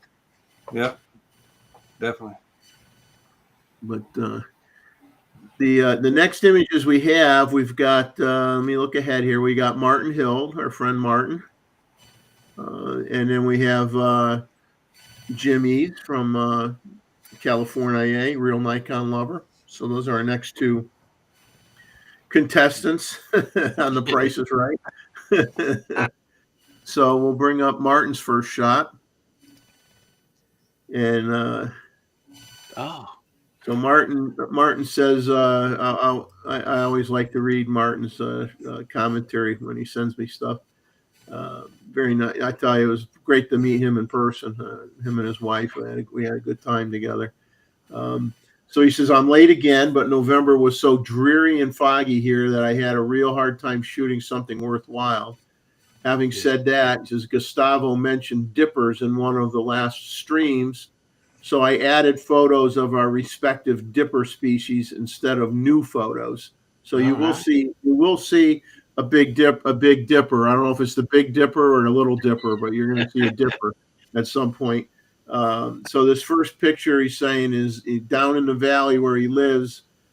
November can be really bleak. He says he tried hard to get pictures, but they all look like this. It's a roe deer. He says he loves deer, but I'd prefer to see them a little better. The picture was heavily enhanced. D. Hayes was his friend. Lots of noise too in the fog. Z9, 800 PF at 1/40th of a second, f6.3, ISO 1000. I like it. It's Yeah, cameras have a hard time focusing, and when your subject's in the fog, it could have a hard time.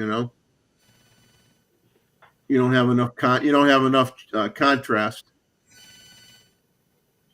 But it came out good. Yeah. Then Martin's next shot, the fog was with him again. No, I love this one. But this is a picture from the treetops from a local mountain.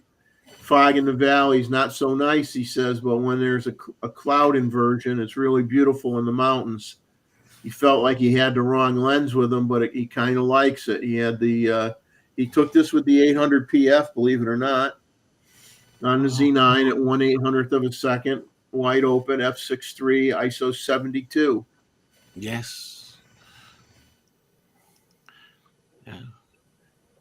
Weather. Yeah, weather. Exactly. Now here's a The deeper.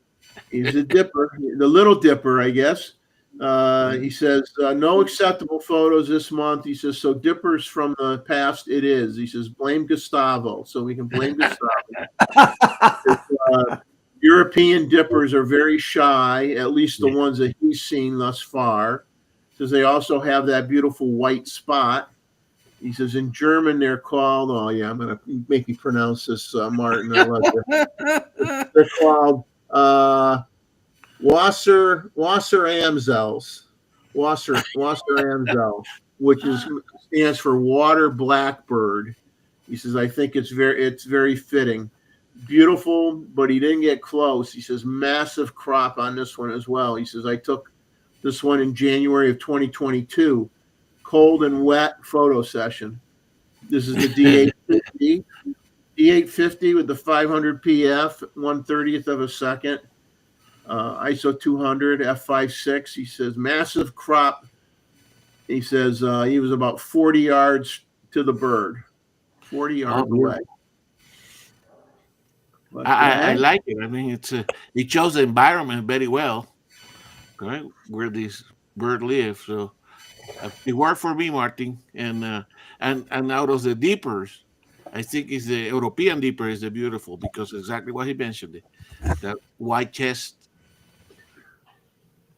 Yeah, you got the European dipper, the Little Dipper, the Big Dipper, and now you're going to see the American dipper because he got an American dipper. Yes. So he says, here's the American dipper. He says, these are not shy at all in his experience. He says he managed to get very close to them, taken in Yellowstone National Park, Lahardie Rapids. He says the movement and their eye blinking is very similar to the European species, but they lack the white spot. Yes. He says this photo was also taken in 2022, but this time in September during a short trip to visit a friend who was researching in Wyoming. He says the bird seems to have caught a water insect Yeah, it does. It does have something in its mouth. Yes. Something that maybe fell in the water and didn't make it. Z9 800 PF, 1/640th of a second, ISO 800. And Yes. he says I should try visiting the dippers at the Nahi River again with the Z9, but it is a 60-mile drive, and he doesn't feel like it because there's only a slim chance for good photos. Yeah, when your odds aren't good, all of a sudden that 60-mile drive is not so appealing anymore. But that's it from Martin. So we thank you, Martin. Thank you, for, Martin. Good job. Good job. Excellent. It's nothing wrong with digging them out of the archives, man. That works because now that many of us are in the winter season. I know I haven't been overly motivated to go out and shoot in the cold.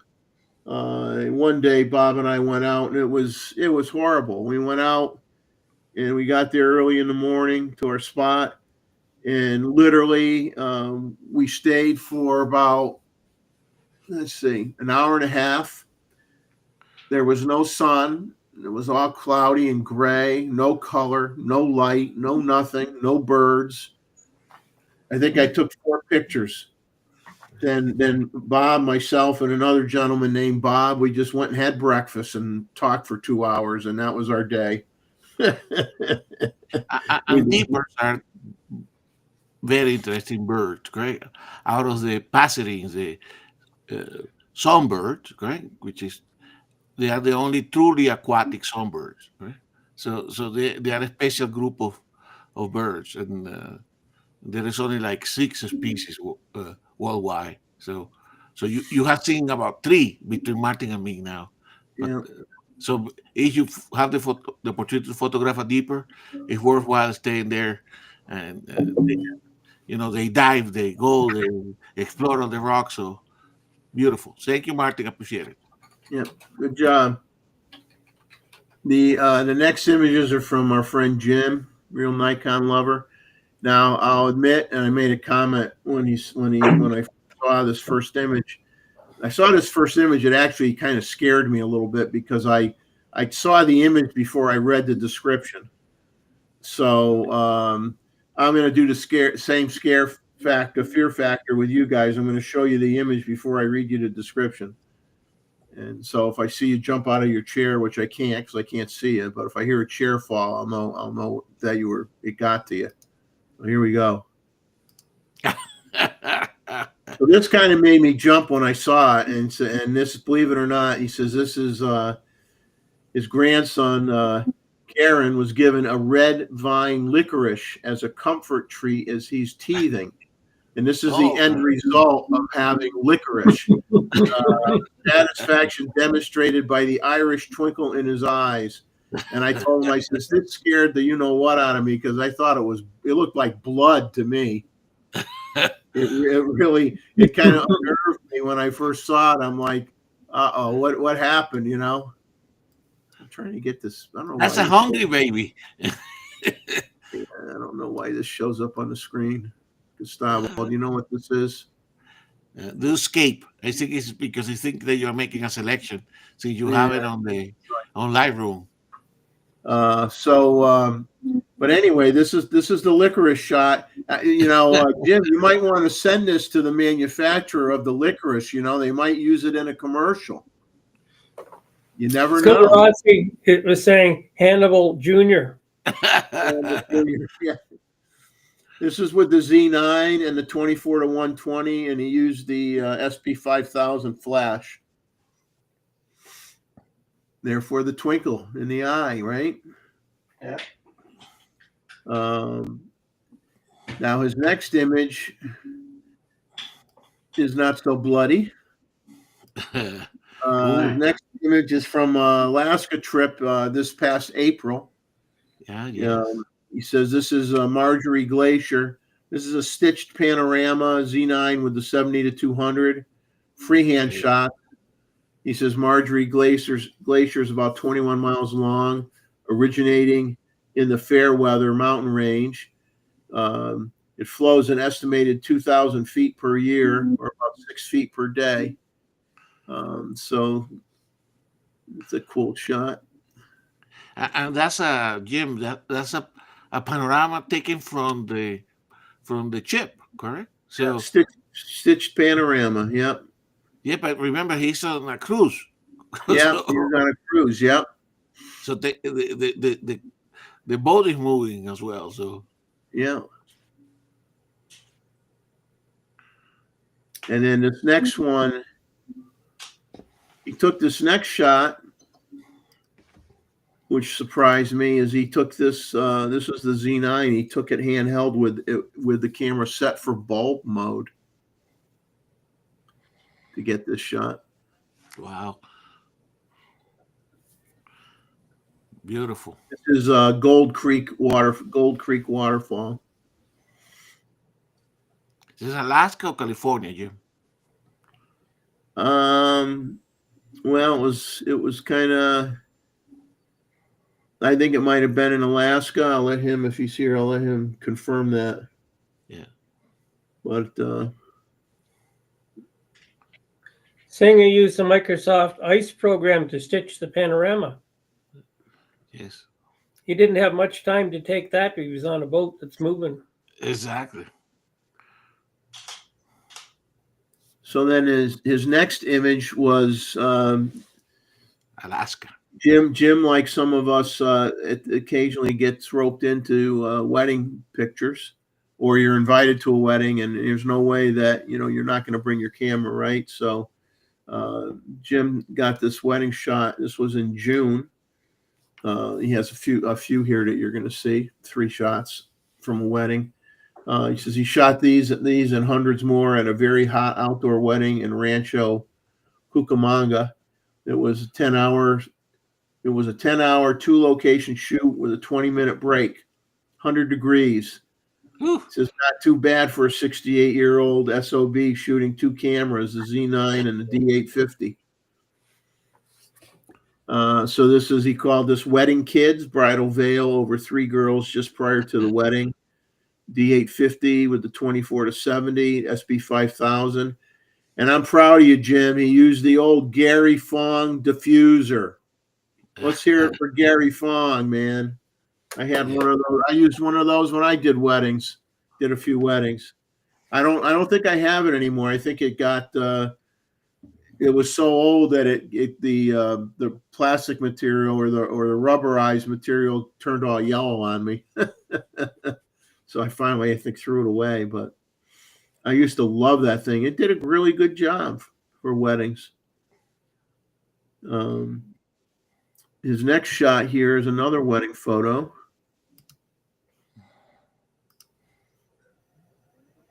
He calls this one Wedding Breeze. This was with the Z9 with the 70-200, as with the SB 5000 as well. And then he finished the set with when my drive here spins up, I can show it to you. He got one more image that he took to share with us that he I'm assuming converted to black and white, that he calls Wedding Embrace. This is with the Z9 as well, with the 70-200 and the SB 5000. That works. Mm-hmm. It works, Jim. You did a good job. You're hired, man, whether you like it or not. You're in trouble. See, this is what happens. People know you got a camera and you're good with it. You're going to have every relative and fourth cousin or whatever is going to want you to do wedding pictures now. Watch out. It's a curse. And he proved that he takes all the pictures are baby pictures. Yes. Yes. They'll hire him to take pictures for the next Omen movie. Yes. But thank you, Jim. Thanks a lot for sending those in. We appreciate it. He goes, no more weddings. Ugh. Yeah. Weddings wear you down. I'll tell you, I respect wedding photographers. because it's a very, very, very long day, and there's no break. There's no, I mean, sometimes depending on who you're doing the pictures for, you're lucky if you even get to sit down and have a meal, because sometimes the family members, you're getting ready to try to have a bite to eat, and the family members want you to take pictures of them with their friends at the table and this, that, and the other, and it's like you don't feel like you even get to breathe when you're doing a wedding. I mean, Exactly. there's a reason that wedding photographers have every right to charge a lot of money. Yes. So that's it from Jim. The next folks coming up is we've got Scuba Rozzy, Who is in the chat? and we have now I got shots from somebody who came. I believe the first time I saw him in our chat was maybe last week's show. He just gave me his tag name to use, which was GZ-N3. I told him, I said, you don't have to give me your name if you don't want to. You know, we're not trying to invade people's privacy on the show by any means. So he just says, go by my my tag name. So first time sending images into the show. So you'll see his after Scuba Rozzy, and I appreciate him doing that, taking the time, and hope he sends in pictures for future shows. So let me get Scuba Rozzy's shots in here first. Give me a second. Yeah, his topic is wintertime, so that's his topic for these pictures. So this was December of 24. He says his first picture he took when he had 1 day/night of snow. He says he did take an HDR pano picture from 5x5 images. So he had to wait after midnight, and then they turn off the aggressive street lights.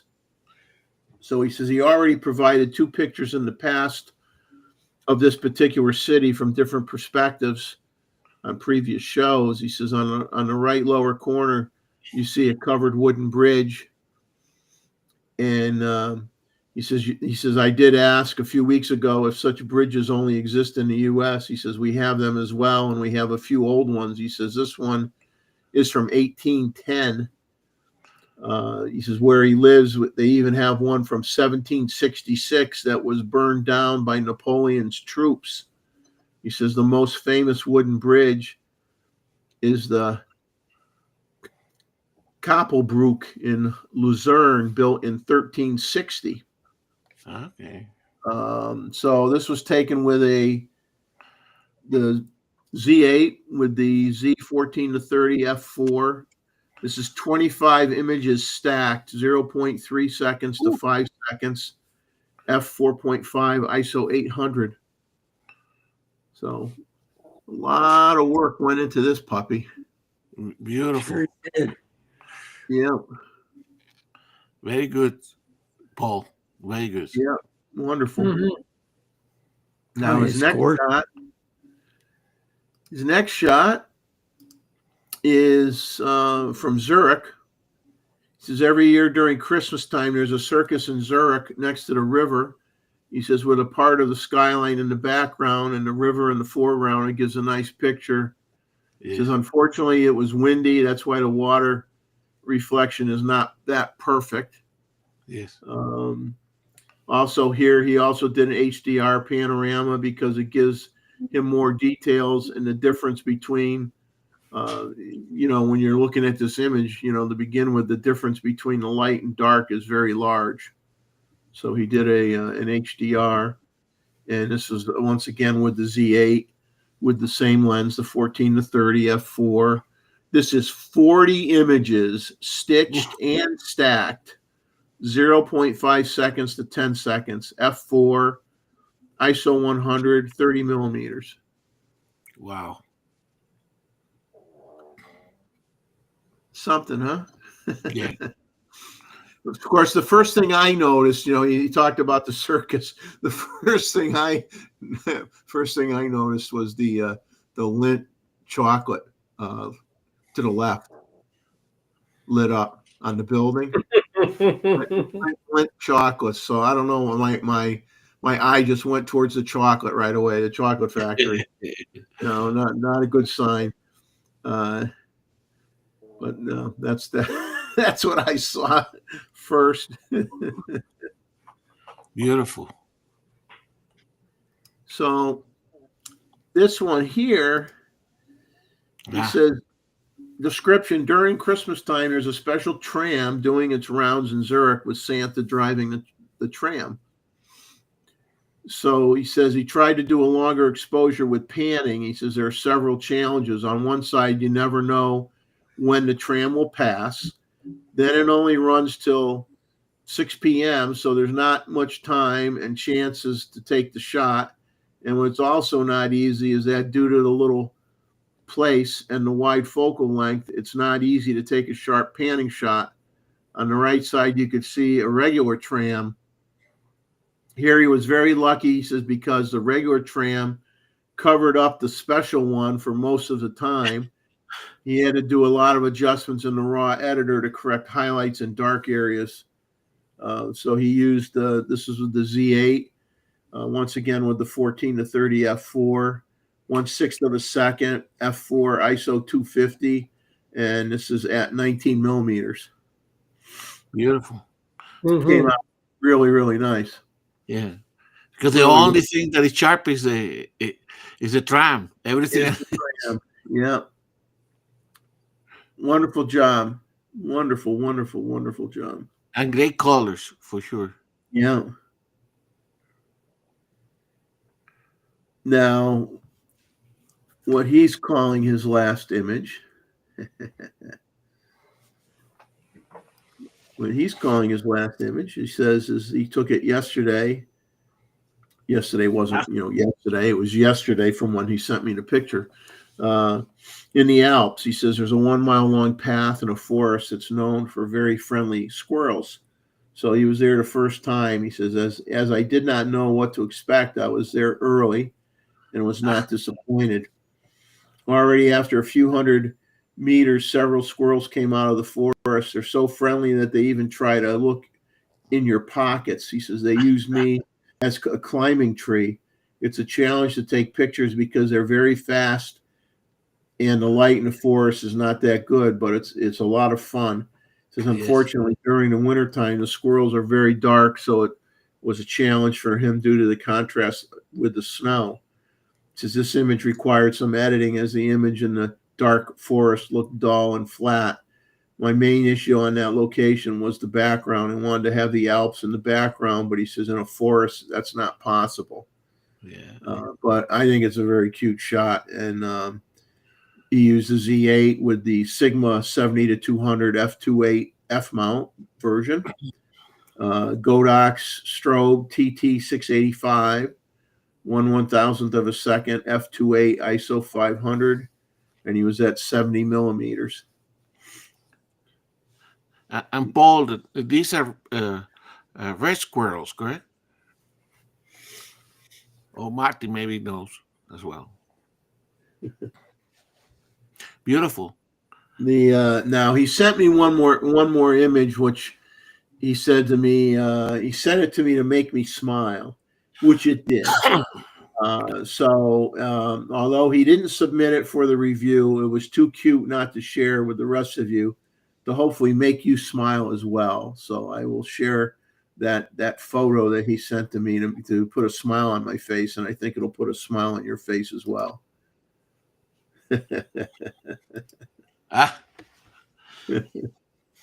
Wonderful. Wonderful. Yeah. So no, that was too. This is too nice of an image not to share with everybody. Exactly. That's why you need two bodies and two lenses when you go out to the field. Yeah, this is cool. So Paul, thanks so much as always. We appreciate it. Excellent. Great, Paul. And you Great see, job. he has Paul has a little helper, correct? He has Yeah, that you a know, little. Yeah, they're Grace girls. Yeah. Or, Pun intended. You know, you and I have Grace girls here. we're Yeah. we're going nuts for your images, Paul.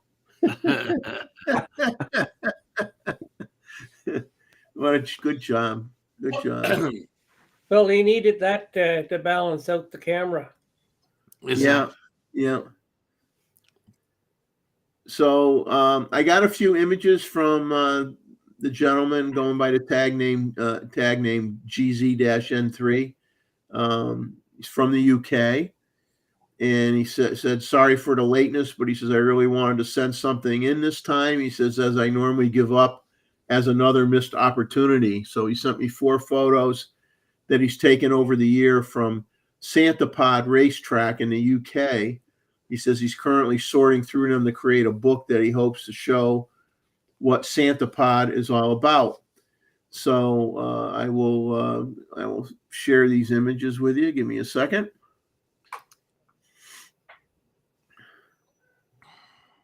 So I don't have any specific image information regarding each specific image, but they're all from the Santa Pod Racetrack. Various images that he took with different events. He's able to get right into here. He's able to get right into the tent area, the pit area, I guess. Yeah. And then he goes from this type of. I mean, this is an interesting looking vehicle in the picture. I mean, it seems like it's a very, very long vehicle. It could be the lens he used. I don't know, but it does look like it goes on forever. And then he goes from the car to a very interesting motorcycle shot. Oh my God! This is a cool shot. Yeah. I didn't know motorcycles had eyeballs, but that's pretty cool. Yeah. Oops, let me back up here. Losing my jumping ahead, but definitely an interesting shot Yeah, for sure. So with the eyeballs, is that where the light is supposed to be, or turn signal? That's where the light would be. Yeah. Well, not necessarily, because this bike is for racing, so they don't need lights. Oh, okay. All right.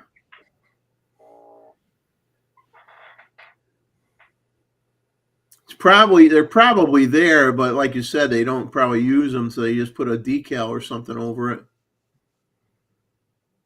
Really neat. Yeah, keep it clean. Definitely good mood setting photo, correct? Yeah. Very moody.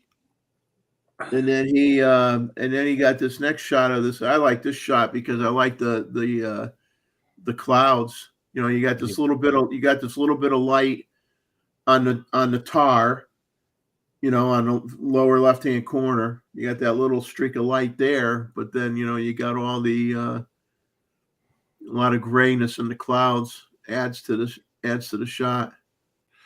Well, and this photo is also a good example that sometimes you see the natural tendency will be for everybody to photograph the whole car, correct? Right. Not to chop it. But the fact that he went into the car, it makes the photo more interesting, correct? If he has the whole car, it will be nice. But the fact that it brings you more your attention that he go into the car, correct? So it's a good example of what you can do. And of course, the guy makes the photo as well. Yeah, he used a really wide angle lens, which is nice that he makes the car look much bigger. And Terry said they take the lights off because of the weight. Yeah. So what aperture was he? About f8? I don't have any of this I don't have any of that information. Because everything is sharp. I don't see anything going blurry. It's probably a 10 to 14, somewhere in there. Okay. Yeah. And DNF8 or something, you know. Now, the last shot he sent in was, you know, looking through the hatch of a vehicle here with all the, modifying, obviously modifying a consumer vehicle here and putting in the roll cage and roll bars in the cage and setting it up for racing. Can't really tell what kind of car it is. I don't see any badging on it, but some kind of a smaller hatchback of some kind. But that's cool. And then you got the person sleeping on the chair. But I thank you for sending in the images from jolly old England. And I hope that you continue to send in images to the show and participate in the show. And so I thank you very much for doing that. Excellent. Good job and keep up the good work. Keep on doing it. Keep on sharing. Let's see. And the next ones would have been the John Ishii shots, but we did his before he left. So I have to move beyond John's shots, and we're going to see a series of shots from Anita. We have Chuck going to bed, and also Joe Strout is leaving as well. Okay. So let's say bye-bye to them. Yep. Joe and Chuck, thanks for coming on, guys. Good. I'm glad everybody has good with their cameras. It's been a great day for me. I'm sorry, I got a little bit going to go to bed. Sorry about it. All right. No problem, man. Thanks a lot. We'll see you next week. Yeah, we'll see you, Chuck. It was good seeing everybody. Joe, great pleasure. to see you, Joe. Joe, let me know. I mean, anytime, I'll keep sending you links, man. If you ever have time, just pop in whenever you want. Okay. Yeah, and I appreciate it, Jeff. And it was good seeing everybody's images on here tonight. I'm gonna finish it up tomorrow. All right, sounds good. Yeah, y'all have a good holiday, man, and have a good New Year's. Yeah, you too. Have a good one. We appreciate it very much. All right, man. See y'all. Take care. And so we don't have a lot left here. We're getting down to the last 16 or so. We've been moving pretty good. I got to find my, can't see where my arrow is on my,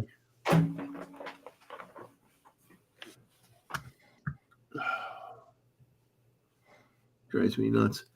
Goes between my laptop and my main computer, and I can't see it sometimes. So these shots are from Anita, and Anita gets the trooper.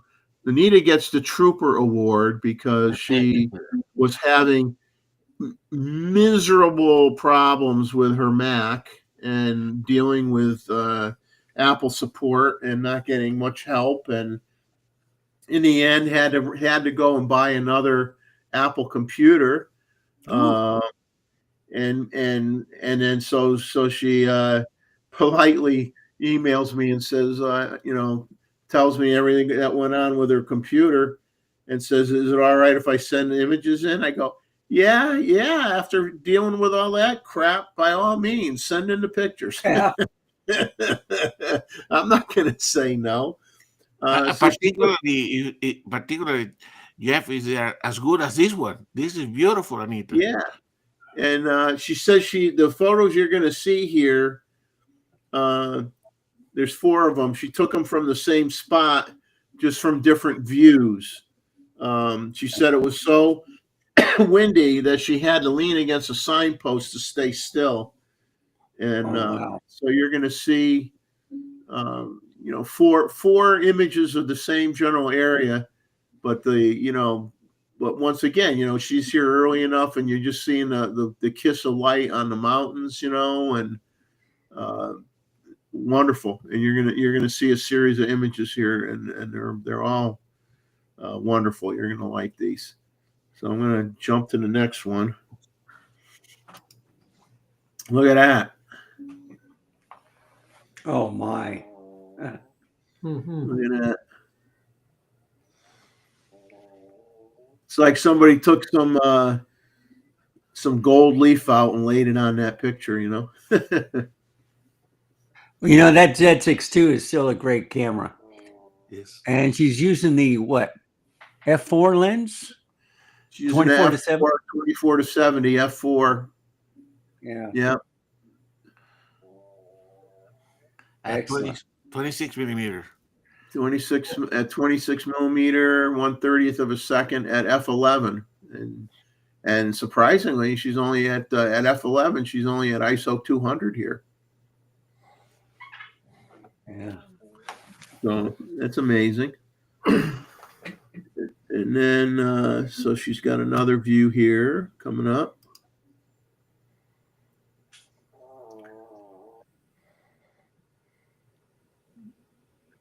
And what's nice is, you know, you find a nice area like this, you just sit there and you watch the light move around, and you can get, you know, 100 different looks, you know.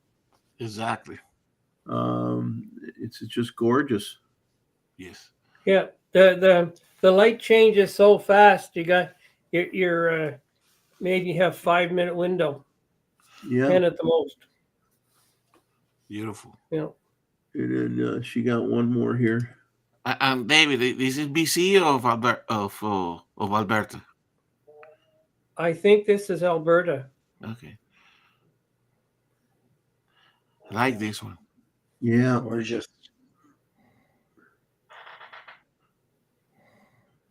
Very, very nice. You know, and then obviously she's got everything on a tripod because she's shooting at very slow shutter speed. She's at 1/40th of a second with this one. Like I've gone down to 1 second handheld with the Z9, and it's come out. But these are all good shots. Now, do you know if she's If she using a says- tripod? Does she like in this kind of area where, you know, obviously you see some? I don't know if she's actually on the sandy or the ground area here without any vegetation on it or not. But does she use spikes on her tripod feet, or is she fine not having to use those? Yeah. And she said these are all handheld. These are all handheld. Okay. Yeah, Unreal. and they're in Jasper National Park. And she's shooting at 1/40th of her shutter speed. Wow. Yeah. Yeah, Wonderful.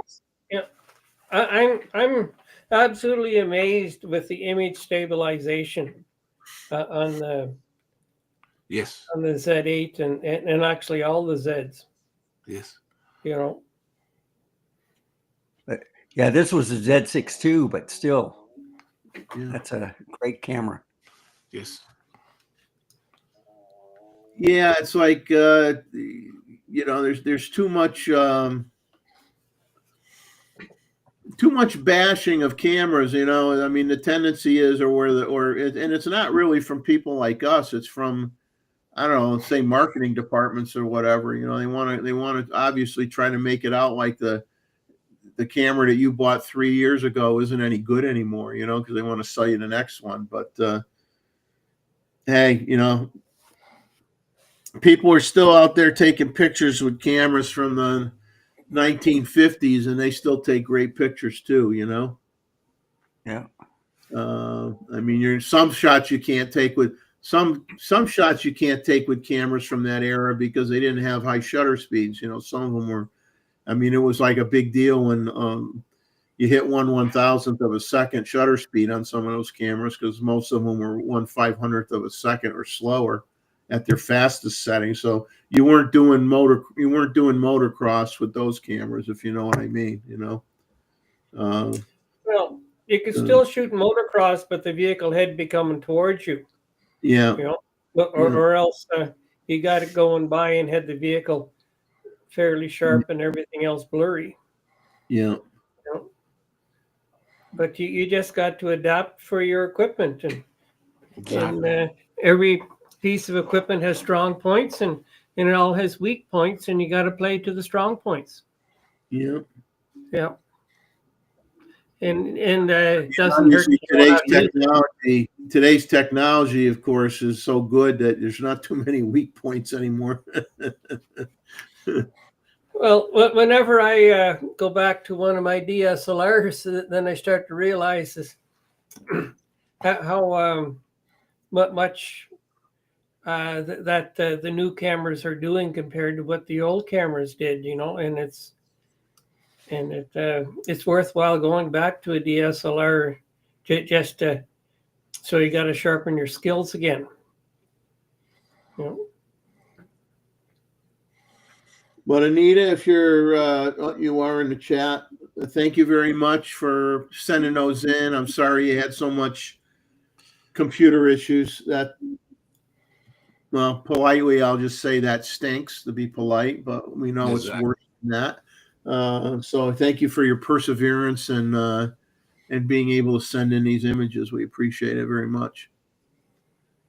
Now the next set of photos, I got a email this evening actually, and from Sanjit. He woke up and he goes, "Oh my goodness, it's Sunday." Or where he is, it's Sunday. He goes, "Oh, it's Sunday." He says, "Oh, I was going to send you some images. I don't know if it's too late." And I go, "Send them over." So we got a few images coming up from Sanjit with a little story behind each one. Beautiful. So I'll bring up his first image here. Oh, So I can't find my. Here we go again with the stupid arrow. It's not an elephant. yeah. This is an elephant. Yeah. So he goes, by following the light, the photographer crafts a visual narrative that speaks to the heart. Each step is a deliberate pursuit of truth and beauty and chasing the ever-shifting light, seeking to capture not just the form of elephants, but the depth of their struggle. The interplay of light and shadow highlights their immense power, yet fragile existence, underscoring the threats they face. So that's his narrative that goes with this first image. A beautiful narrative too. So Yeah. multi-skilled person, Sanjit. Good writing and photography. Yeah. I think Yeah, our friend Joe Strauss is going to like this one when he see it tomorrow. Yeah. Yeah. Now his next image is the narration to go with this one is quietly tucked in the bushes. I waited as an otter emerged, sniffing curiously. It paused, deciding I wasn't a tasty fish, and slipped away.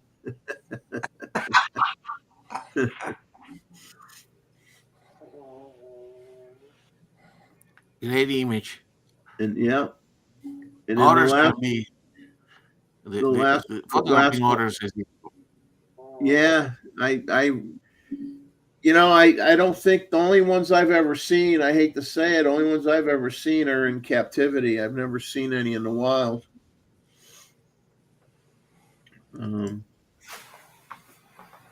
He sent me one more image here, which is obviously another wonderful image. He says his narration with this one was, "The golden hour brings out everyone's best features except when your nose steals the spotlight."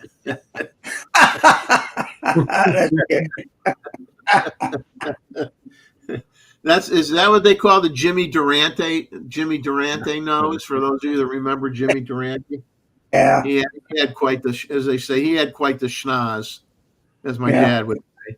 He has quite the schnoz. So does this character. And that's in Borneo because that's where they live.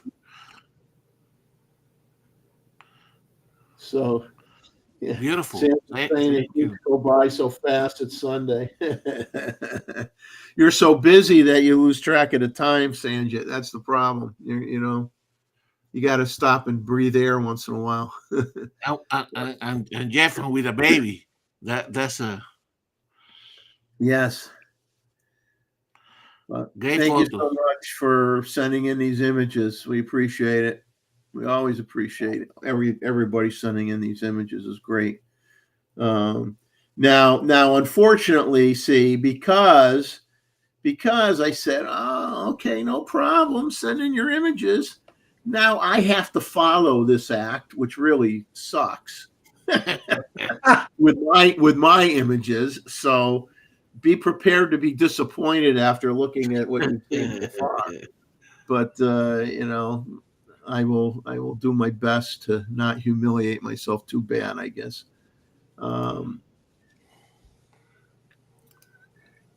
So this first shot is very early morning, as the sun is hitting the water, and well, actually, the sun is hitting the trees, and the reflection from the trees in the water is what's giving you the color.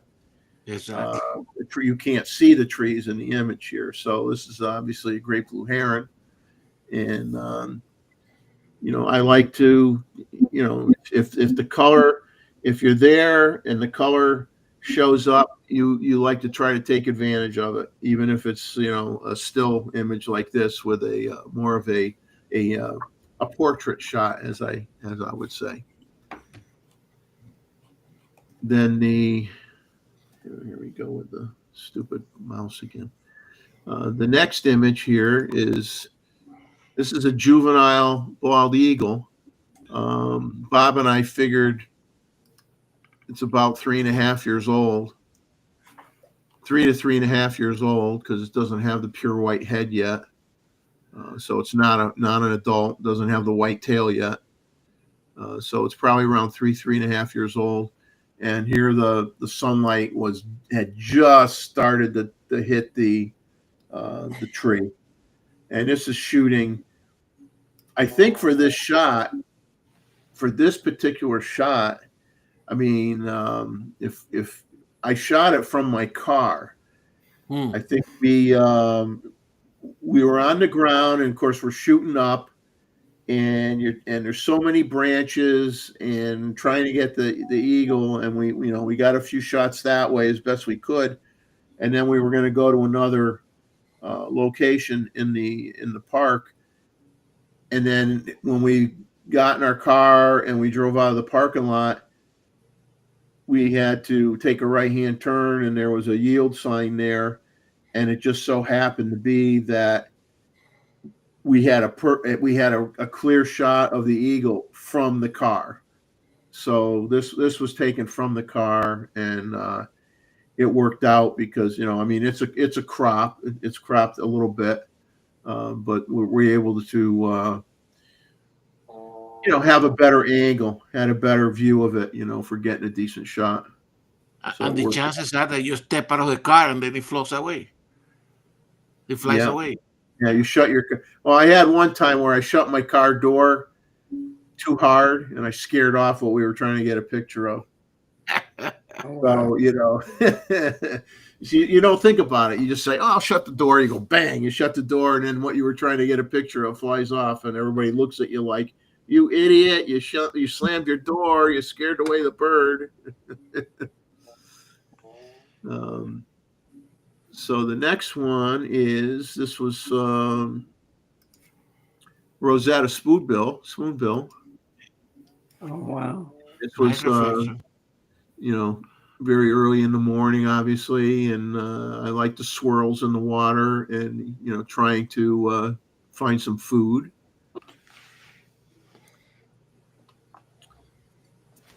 And then the next shot was, we've had a few occasions where we were able to capture this particular moment a few times. Once at ground level, and this time up in a tree.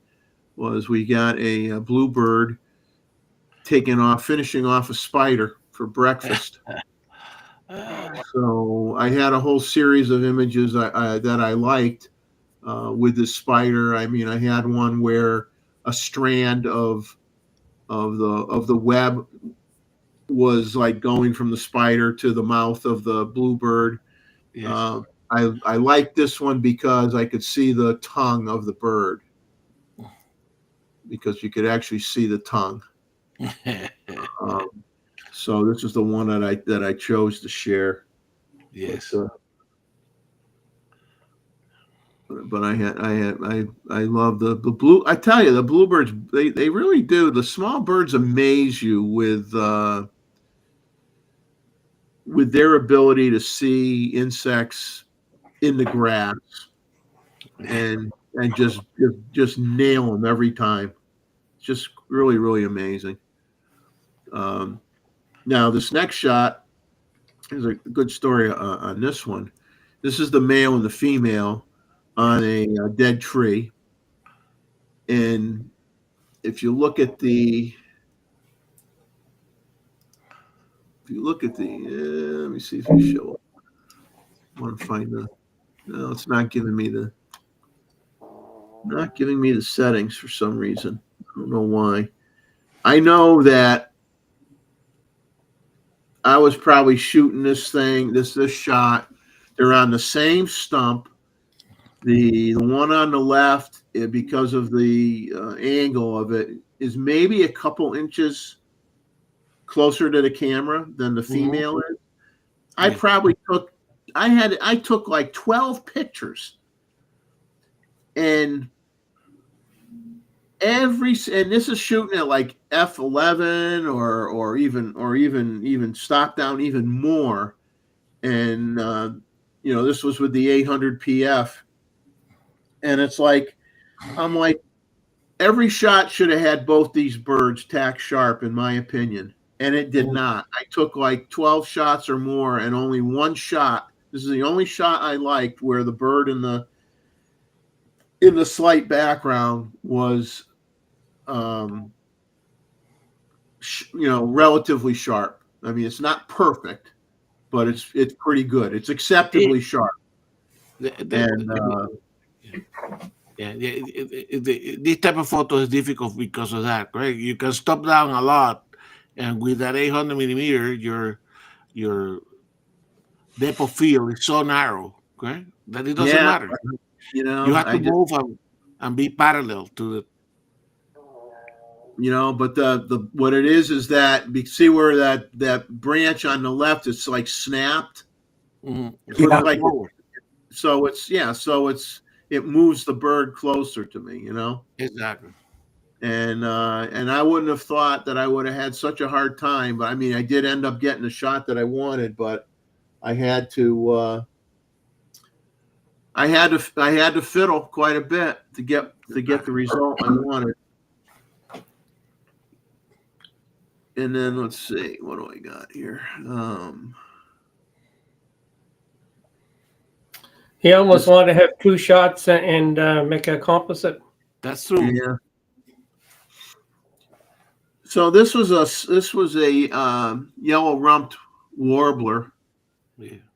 And this bird kept would hop down on the grass, jump back up in this. I don't even want to loosely call this a tree, because it's like it doesn't have much of a bark on it. You could probably just kick it once with your foot and snap it right out of the ground. So I don't know what kind of brush or whatever it is, but the bird was like just constantly on the ground, back up here, on the ground, back up here, and finally it just stayed there long enough for me to get a shot of it. But I like getting them, because this is like what they like to do. I like to get a shot that represents what they're doing, where they like to go, even though you're fighting with all the twigs and all the branches, but this one was pretty clean. Difficult because of all the confusion that you get with all those branches, right? Yeah.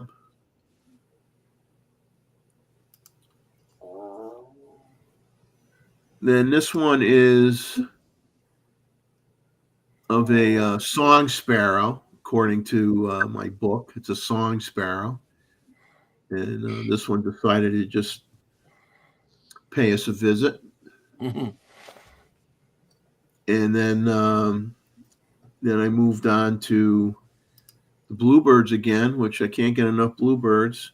And this one had its tongue hanging out, mouth open, tongue sticking out, getting ready to pluck a berry off of this juniper tree. And so it's like I took quite a few series of pictures, but this is the one I like the most because of because the mouth was wide open and the tongue was sticking out. I thought it made it more interesting. Yes. And then I got two more here, and then we're done, and we'll go and review all the photos like we always do. This is a song sparrow again, and this was on another. I don't know, like some type of shrub, and the branches on this thing. Of course, birds like this don't weigh anything. And what do they weigh? An ounce, 2 ounces? Yeah. I don't know. They don't weigh much. But these branches don't hold much either. And this one had a lot of, depending on where it was in this shrub or what have you. It took a while, to follow it, hopping around inside of it to get a fairly, clear shot of it, where I didn't have a branch going across its eyeball type of thing. But you're not going to, like, someone will say, oh, well, you got the one coming out of the top of the head. It's like, well, that's how it was, man. That's how it is. I mean, I'm not one to do a lot of erasing and getting rid of every little thing that might protrude. I mean, because then you're kind of like, just,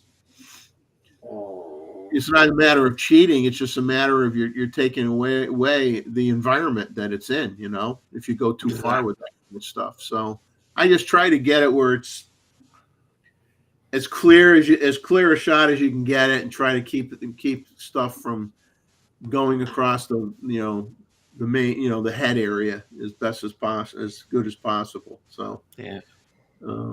And then I got my Bob R Photos imitation of a Bob R Photo shot here for my last one with the black skimmer with its head back, getting a fish.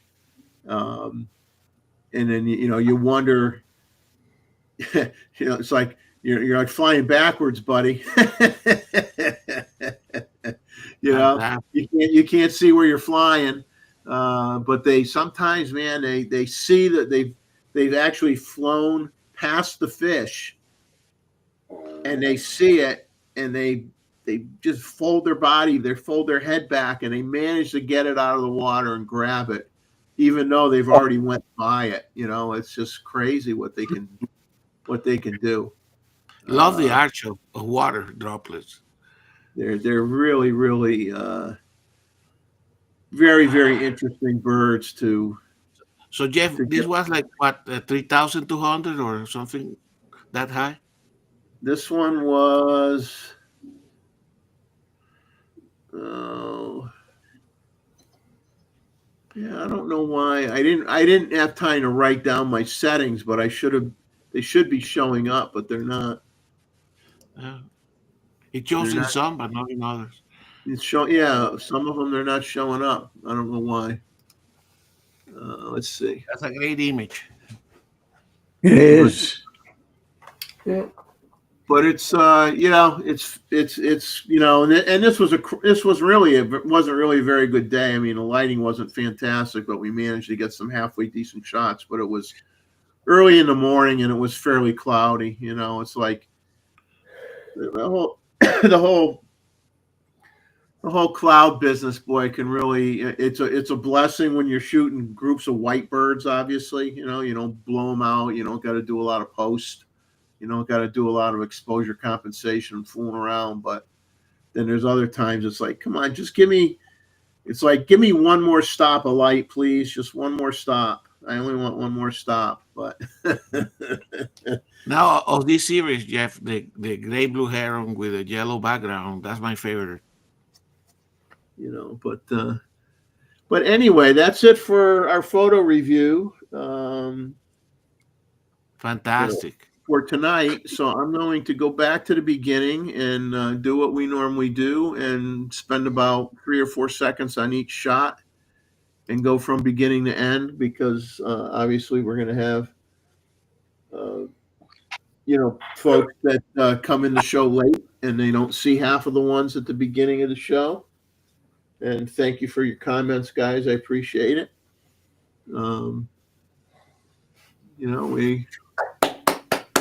We enjoy what we do, and a round of applause to everyone that sent in their images for this show. We appreciate it very much. And especially,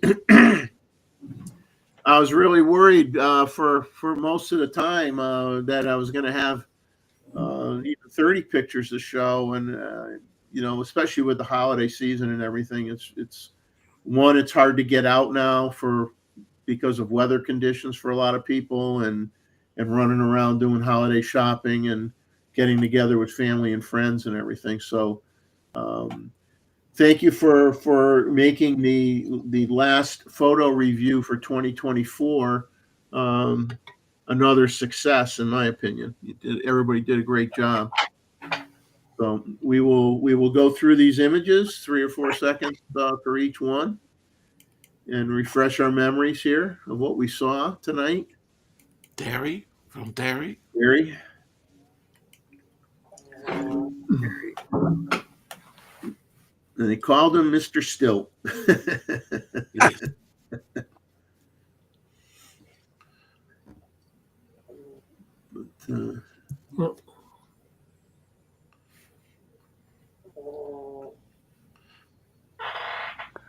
And then we have Woody here. Yeah, Yeah. still great shot. Wow. I like that one too. Mm-hmm. And we got Secretariat. Yes. And then we've got the bull. That. That ain't no bull. This ain't no Yeah. bull. So Michael. The marmot. Beautiful. I like that. It's so funny. Yellow belly marmot. Like, you looking at me? You looking at me?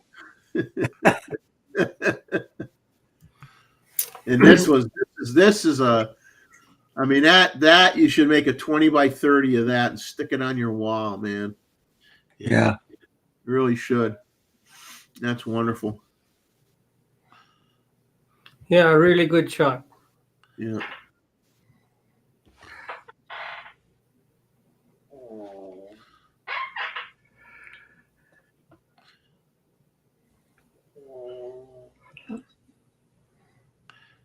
All right.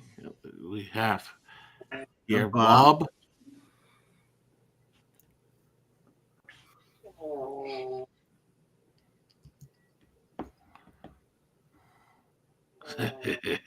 Yeah, this was April time frame. Yes.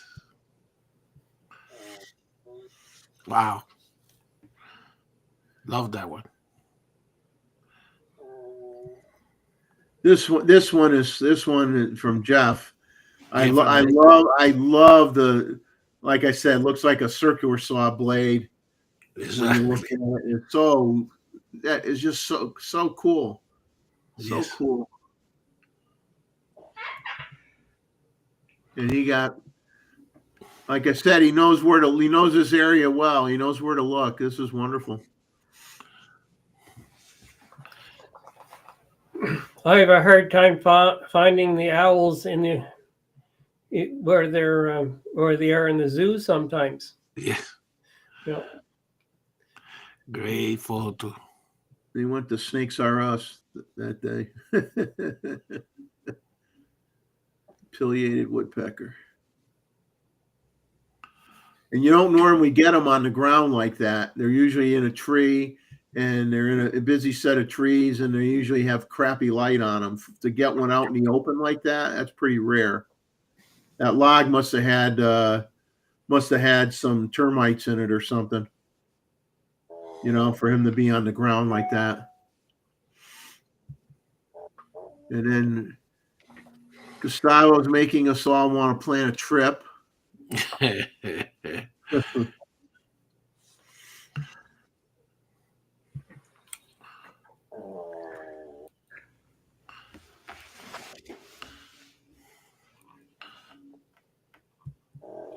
This is cool. I like that. Yeah. Neat. Looks like jelly beans on Beans. that are small tomatoes. Yeah, small tomatoes. And he's saying, I want you to put your camera bag down. I want it. I want it now. Well, again, we were talking about eye contact, correct? So, Yeah. Yeah. Yeah. Here's eye contact for you. exactly.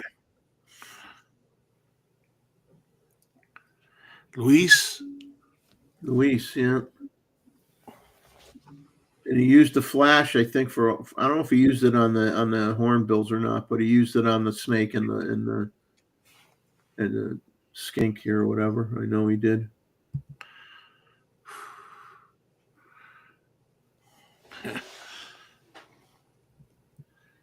That's cool.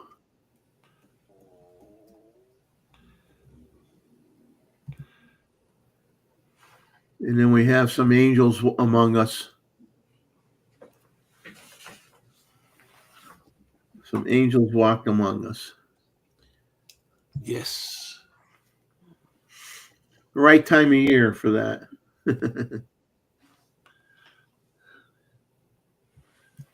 Oop. And instead of where's Waldo, that we'll call this where's the helicopter. Yeah.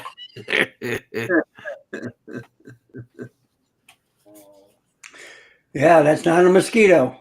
Not a mosquito. There's the helicopter. Helicopter. Yeah, it's right in that cloud. Yep. A little bit to the right. Right there. Right there. Right there. It's bringing the fleas over to the next county. You see, taking helicopter with a 20 millimeter roundout, you need to have like a 1,000 megapixels. Yeah. Well, Yeah. well, the thing is, I was vlogging and I kept hearing this thing, and the helicopter was flying around the area, but I figured that, well, I can see them, but you have the 43 millimeter view, but the 20 millimeter just made it tiny. I couldn't believe it.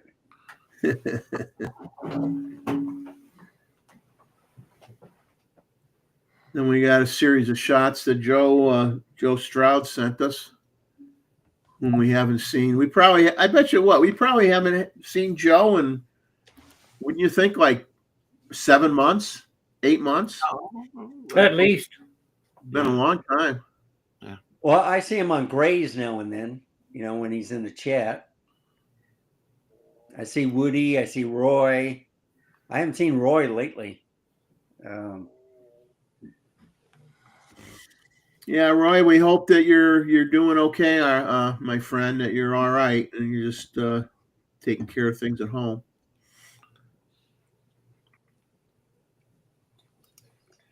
He did write me something yesterday, so.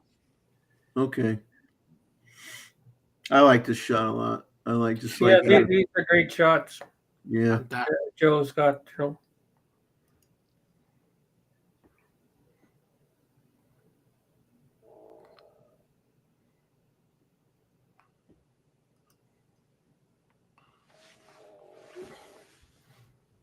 That's still a great shot. Yeah. I got a kick out of this one. Yes. I said, that's a strange hill with hair, with grass on the left. All I can think of is riding that bareback and having those high withers. Oh, they hurt. Well,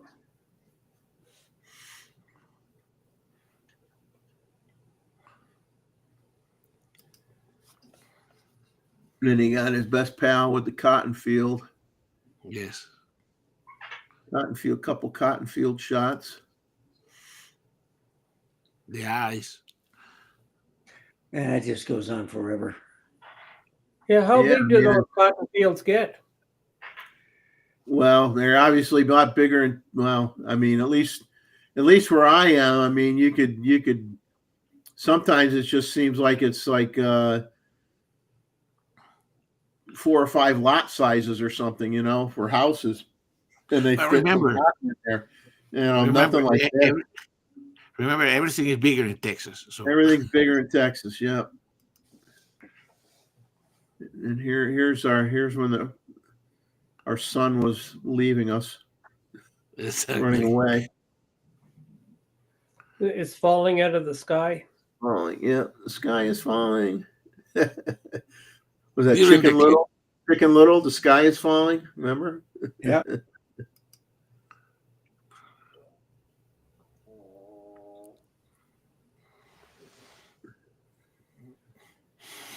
And then this one I really really has a look of something that was taken in the 60s or something, you know. It just really does. And then But Mark, that was that Fuji, right? Yes. yeah, that was with the GFX 100 version Mark II, version 2. That was when lenses were sharp in the middle and not on the edges. Yeah, Martin. Martin. He was suffering from a case of foggeria. So the head of that deer is looking at you. Am I correct? Yes. Correct. Yeah. Yeah. Yeah, you got a combination butt shot and head shot all in one. Yeah. Yeah. All in one.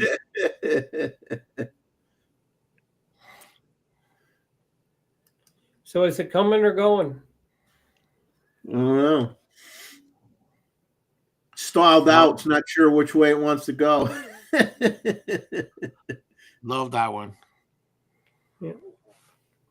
You don't see that very often. You get the dippers. Yes. Euro dipper, American dipper. And then we have a shot that scared us all here. Woo.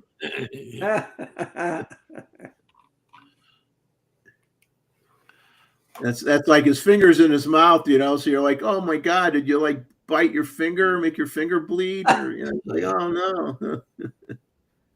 Well, he got a happy baby. Yeah. Yeah. I don't know about the mother.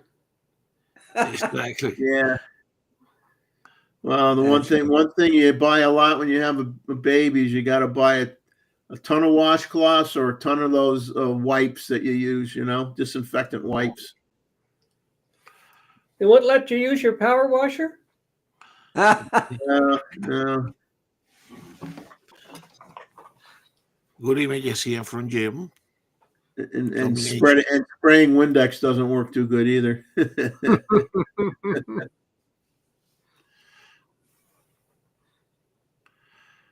Yeah, this is a nice, like, you know, friendly, you know, a family moment, you know.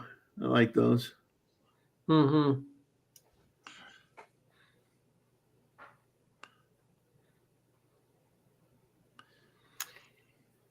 Got freshly cut hair. Yeah. Yeah. His tan doesn't go up to where he got his hair cut. Yeah.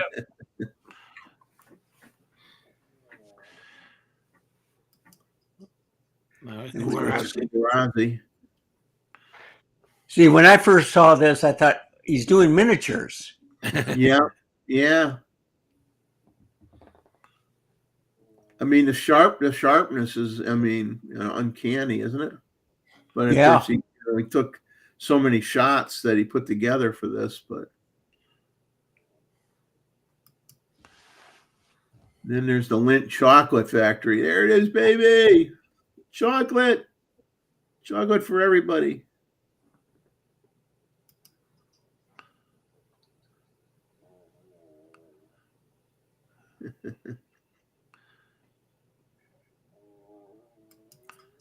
And we got the killer squirrel shots.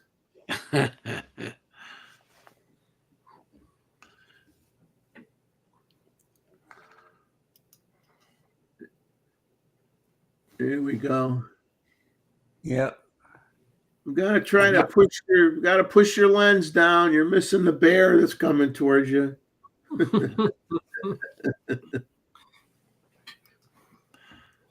We had a new person to the show that was nice enough to send us some racing Yes. raceway shots. There's probably an airfoil in the back of that car. Yeah. Yeah, it's up in here, all the rivets. Yes. Yeah. It's got something going on that's dangerous.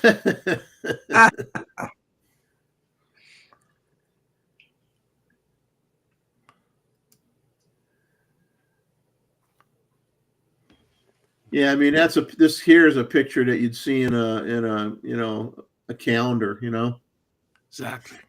Magazine.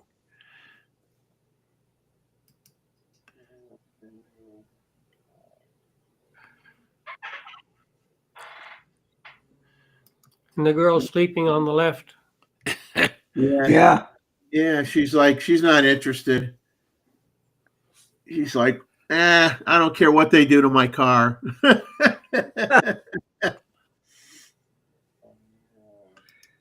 Then we got John proving that he has converted over to communism. Because on the show, you guys didn't see it because it was prior to the show. He had on his head a hat that looked just like that. Yeah. He said he paid. What did he say? He paid $2.50 for it. I think Something like that. $2.50 for that hat. That's nice and warm. Well, that would be a currency conversion. So Yeah.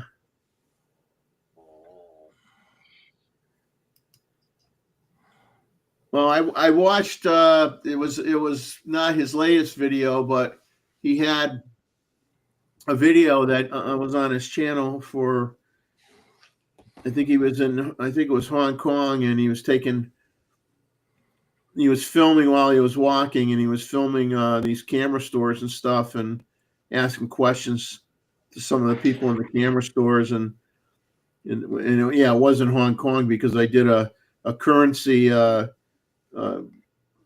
went and I said, okay, how much is X amount of Hong Kong, X amount in Hong Kong money? What is that in U.S. dollars? And because he was filming a bunch of Leica cameras at the time, so I wrote down like the price on one of them, and then I looked it up at B&H Photo for the same camera, and in Hong Kong and U.S. dollars, that camera was selling for over $1,500 less than it was in the United States. Wow. Big difference. John always says that, even in Malaysia, he says he could get the gear so much cheaper. Yep. You see, we're paying the tariff tax. That's what they're and the Not shipping. yet. Yeah, you're not paying the tariff tax yet, but you will be soon. Yeah. Well, we're probably still paying it. They never got rid of the tariff tax that they enacted when this guy was in the last time. Biden didn't get rid of but it wasn't 25%. It was 10% or whatever it was. These were Leicas. These were not Chinese. Yeah, these were the real deal. Yeah, these were Leicas. But it was an interesting. He had some nice video clips, and the buildings were very. Other than one building that looked like it had seen much better days, most of the buildings were very modern looking, and the stores had like tons of glass. Everything was on glass shelves. Everything was well lit. Everything was spotless. It was like incredible. Like you said, even in Hong Kong, you didn't see a bubblegum wrapper on the floor. You didn't see cigarette butts. You didn't see nothing. Everything was just perfectly clean. Perfectly clean.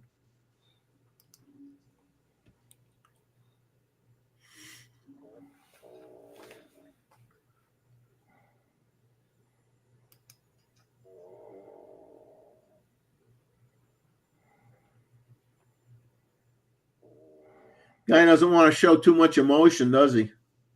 Yeah.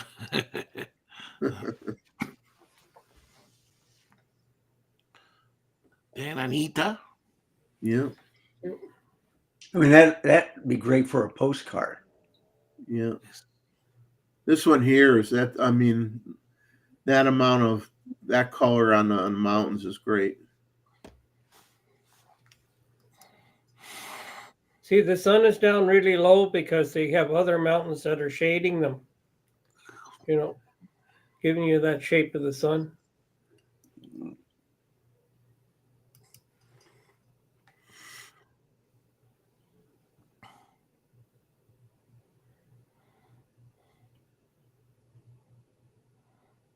And then we got a few images that Sanjit sent in to us.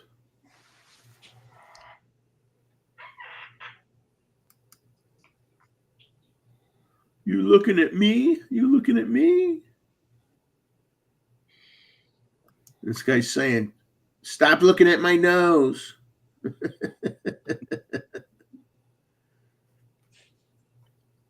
And I'll just fly through mine.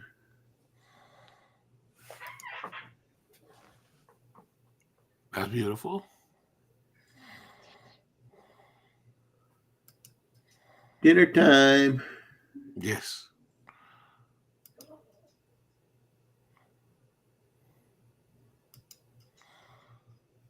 Difficult.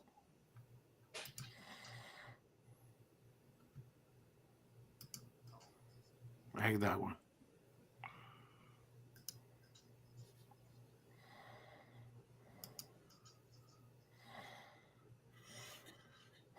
And as Warner Brothers would say, hibbity hibbity hibbity hibbity. That's all, folks.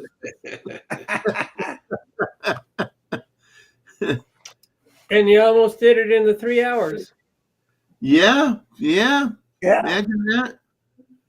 90 images in tad over 3 hours. I think we did pretty good. We'll stay on for a few minutes here. Let me just get rid of some stuff in my background here. And Jeff, thank you for continuing the photo review next year. It takes a little bit of your time, but that's our favorite show, and it shows the talent of the people that come to this channel, right? Yeah. And Chuck's channel. oh yeah, It's sure nice of Chuck giving you 3 hours a week for your show, because he's going to go down to one show a month now. he'll be down one, yeah. But no, I mean it's the show is just a personal thing for me, that means a lot to me. And I was looking at I got a video that I did a few weeks ago that I will share it because I put the time to put it together. I mean, it's nothing, out of this world fantastic. It's okay, but I mean, it was.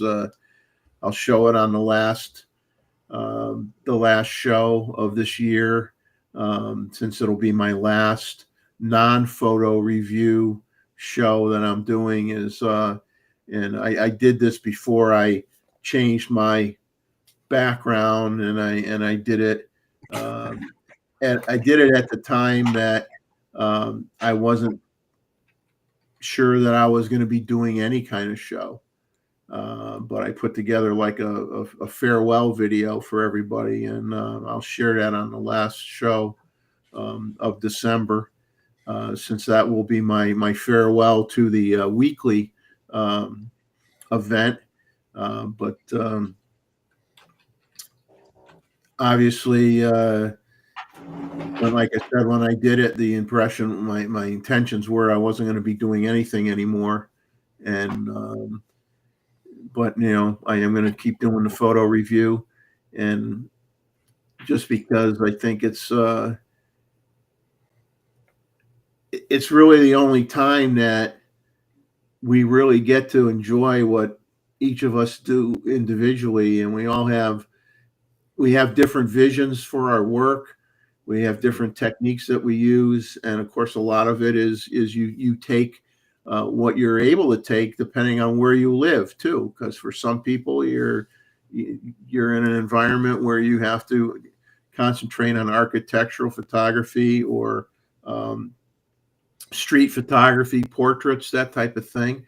And then in other areas, you might live, a half hour away from a national park, and you're taking these beautiful landscape shots, and or you may be going to be able to go to Yellowstone and take wonderful nature shots, and or you may do weddings. I mean, never, well, it was nice to see some wedding shots that Jim took, because we don't often get wedding shots. I think primarily because wedding shooters are obviously working most of the time on a Saturday night doing a wedding. So we really don't get a lot of wedding shots to share with everybody. So I encourage anyone out there that does wedding photography that you're more than welcome to share images anytime, because I remember going way back when we were all on Chuck's show. It was very common for people in the chat to say, well, I want to be a wedding. I mean, I don't know how many times it came up. I want to be a wedding photographer. Where can I learn how to be a wedding photographer? Where can I get information on how to be a wedding photographer? And unfortunately, we don't get a lot of wedding photographers that partake in the show. And it would be nice to see some wedding photographers pop in every once in a while. And give some advice to some of the folks that want to go into that. I mean, I always said, I don't have a wealth of experience. I mean, I got, kind of rope, I got hooked and reeled in, do a handful of weddings, and it was a learning experience, and it was interesting. And I don't know, I'm going to go so far to say it was fun. It was very stressful for me. I was really stressed. But it's my advice with my limited experience is you, even if you work for free as an apprentice for a photographer, if you really, really, really want to be a wedding photographer, don't be scared to go to a good wedding photographer and say, I'd like the opportunity to learn from you and work with you, and I'll work and be willing to work for the guy for free for a while, even if it's for 3 months or 6 months, because what you're going to learn is going to be invaluable, and then it will allow you to springboard with that knowledge to be able to maybe do it on your own. And look at it this way: you go to a 4-year college to learn how to do something, right? And believe me, you're not getting paid to go to college, right? Most of us aren't. You're not getting paid to go. You're paying to go to college. So Exactly. you got to work for a wedding photographer for 6 months, 8 months for free, and you end up being able to make a career out of it later on. That's a pretty good investment in time, right? So people should really, really think about that. I mean, that's where you're going to learn it. You can read all the books in the world, but you got to have people in front of you. You got to have the experience. You got to, and because when you start off, you're not going to be doing the couple right away anyway. You're going to be doing the periphery shots. You're going to be doing the people seated at the tables. You're going to be getting everybody that's at the table.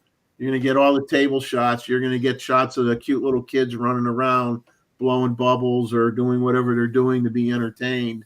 And those are fun shots that the bride and groom love to have in their portfolio.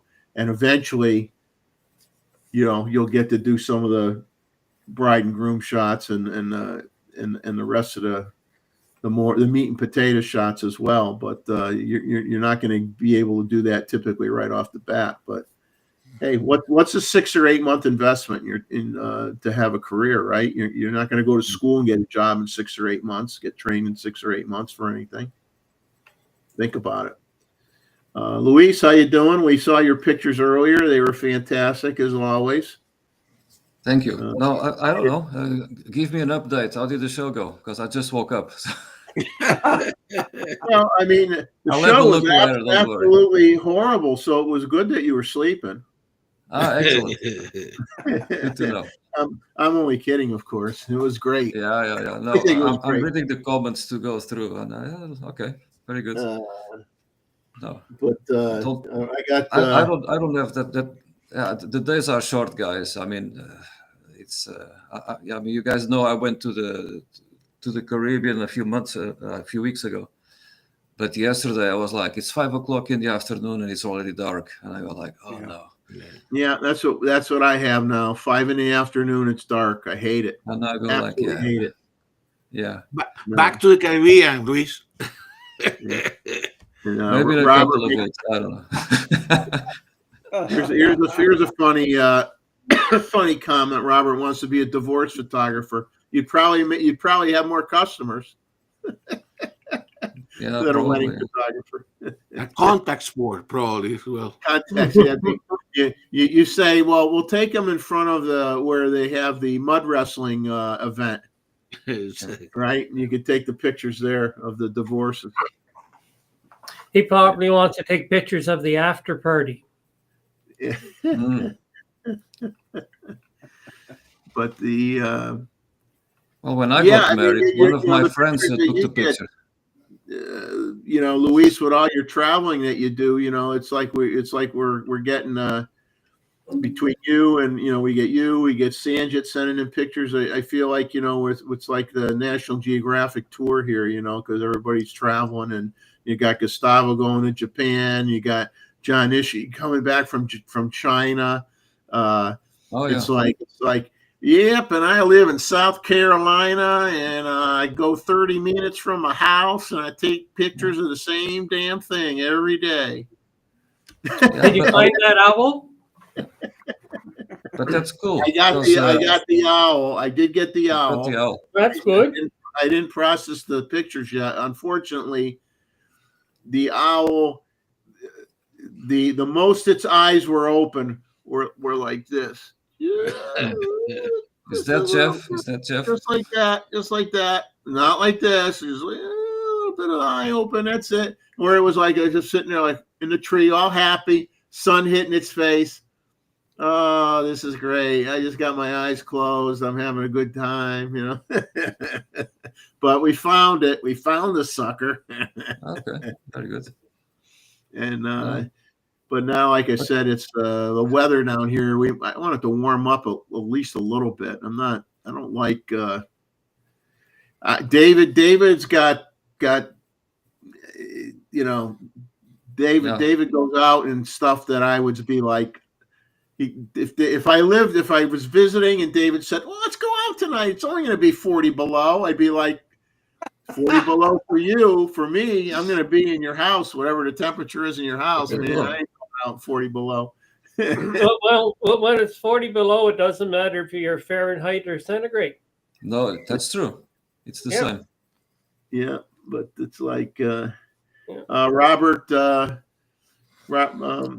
Rosado is leaving us from Connecticut. Have a good night, my friend. Thanks for coming in. Appreciate it.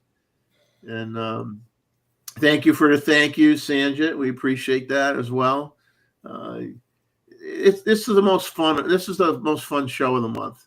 It is. So I look forward to having more fun in 2025, and hopefully all the folks that have been friendly enough to join on the panel for the last year and a half of me, or so, year and a quarter of me doing the live stream. Hopefully you guys will continue to support me that one day a month, because without you guys, the show is definitely nowhere near as entertaining and enjoyable. So everybody that comes in on the chat and takes their time, spend their Saturday night with us, and hey, it's a great time, boy. It's like I don't think there's any I will say I am not aware of any YouTube channel that shows anywhere near the number of pictures. Even if they do it once a year, then we show every month, every single month. And I think it's fantastic that in this week, like I said, we had a new person to me anyway, to us, that shared pictures from England. And so it's great if we get new people that come in and want to share what they do, because it motivates people, man. I mean, who doesn't get motivated to want to someday, maybe not the next day, but someday I want to get that Aurora Borealis shot like David Stewart got. Yeah. Or I want to, I want to have that carcass in my backyard like Gustavo has. That's what you need, a carcass in your yard. I want a carcass in my yard, and I want it now. And then and Luis going everywhere and getting shots of birds that most of us will never get an opportunity. You want to have a snake in your yard, like Luis. All right, yeah, possible. Yeah. Well, I'll tell you a snake story. Since I'm been on too long, I'm talking too much. There you go. I had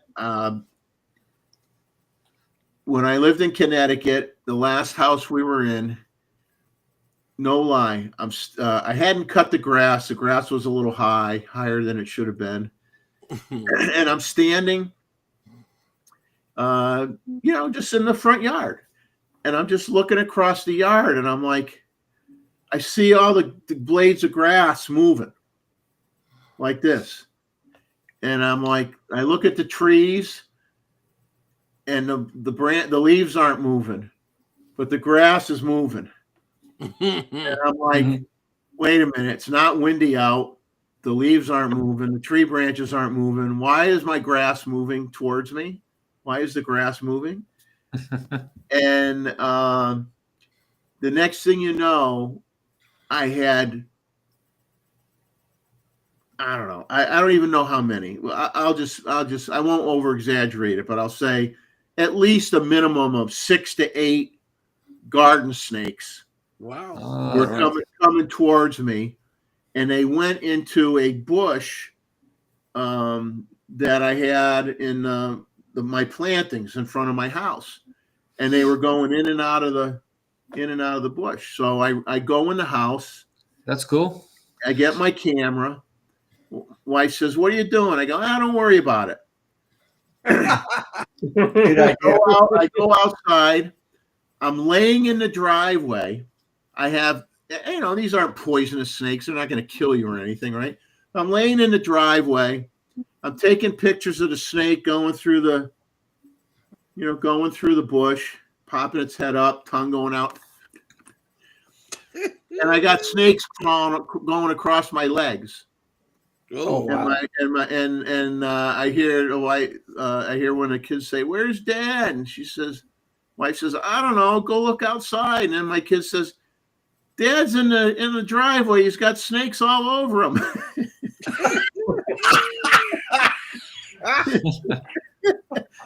I didn't care. I was going to get pictures of those. Snakes, and I knew that, they're just garden snakes, but, I had them crawling around my legs and going around my shoulders and stuff. And as long as they didn't go down my shirt, they went down my shirt, I would have had a problem. But what you'll do to take a picture but that was the freakiest thing, though. You're standing there and the grass is moving and you don't see anything.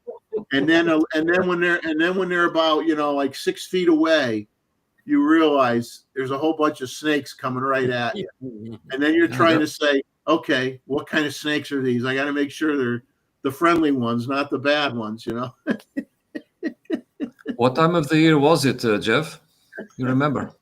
It was, the leaves were still on the tree. So it was probably in the spring. I'd say late spring. Late spring. Springtime. They just came out of hibernation, perhaps? Yeah, they were probably living in a rock wall in one of the other houses on the street and came out and they decided they wanted to visit my house. Well, I had a wood pile too, and snakes like to go in wood piles. So maybe they were making gonna beeline over to my wood pile and go live in there for a while or whatever. But Wood piles are great to find snakes, especially Yeah. if they are covered and it's kind of raining. I found already quite a few in under those circumstances. Yeah. Yeah, so it was, but that was the weirdest. That was like the weirdest thing I ever saw because I was really freaking out. I thought I was losing my mind. I'm like, grass is moving, trees aren't moving, grass is moving. I remember in Malaysia, I was walking with my son and my wife, and it was raining. We had umbrellas, also of course a camera with a flash, and we saw this snake moving, a dark one. And but you know, in Malaysia it's difficult because there are a lot of snakes, and some of them are really dangerous.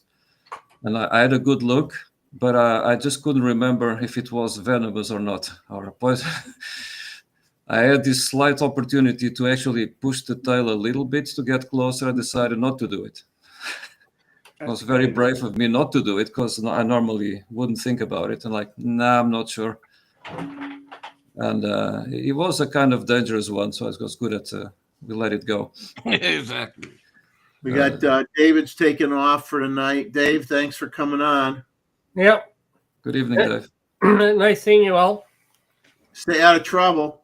Yes, take care. Well, I'll do warm. my best, you know. Yeah, see you all next week. See you Yeah, next week. take it easy. Bye-bye. Okay, bye. But yeah, it's funny. I'm one of those people that sometimes when I should be nervous, I do stupid things for when I have a camera in my hand sometimes that I shouldn't do. I just like, oh, I'm gonna get this shot no matter what I got to do, you know. And then I do it, and I go, why did I do that? That was Exactly. Yeah, but Well, that's look at the different. Trump assassination. You know, the rookies took off, the professionals stayed there and got the shots. So Yeah, but Yeah, but sometimes people go to dangerous places like cliffs and so to take pictures, and that I Yeah. don't like to see. yeah, well, the ones that go to the Grand Canyon and go near the edge and then decide to take a selfie and back Yeah. up one step too far. And the last picture they got was the person going, Yeah, that's not nice. film at 11, you know? oh, You know, it's like, no. Very good. See, I don't have that problem because I'm scared to death of heights, and I don't mind being high if I don't have that sensation of height. Like if I'm walking through the woods and I'm going up and I got trees all around me, I'm fine. I don't care how high I am, I'm fine. But the minute I'm out in an open area, and I'm near the edge. If I'm near the edge and I realize how high up I am, then I'm like, I'm a crazy person at that point.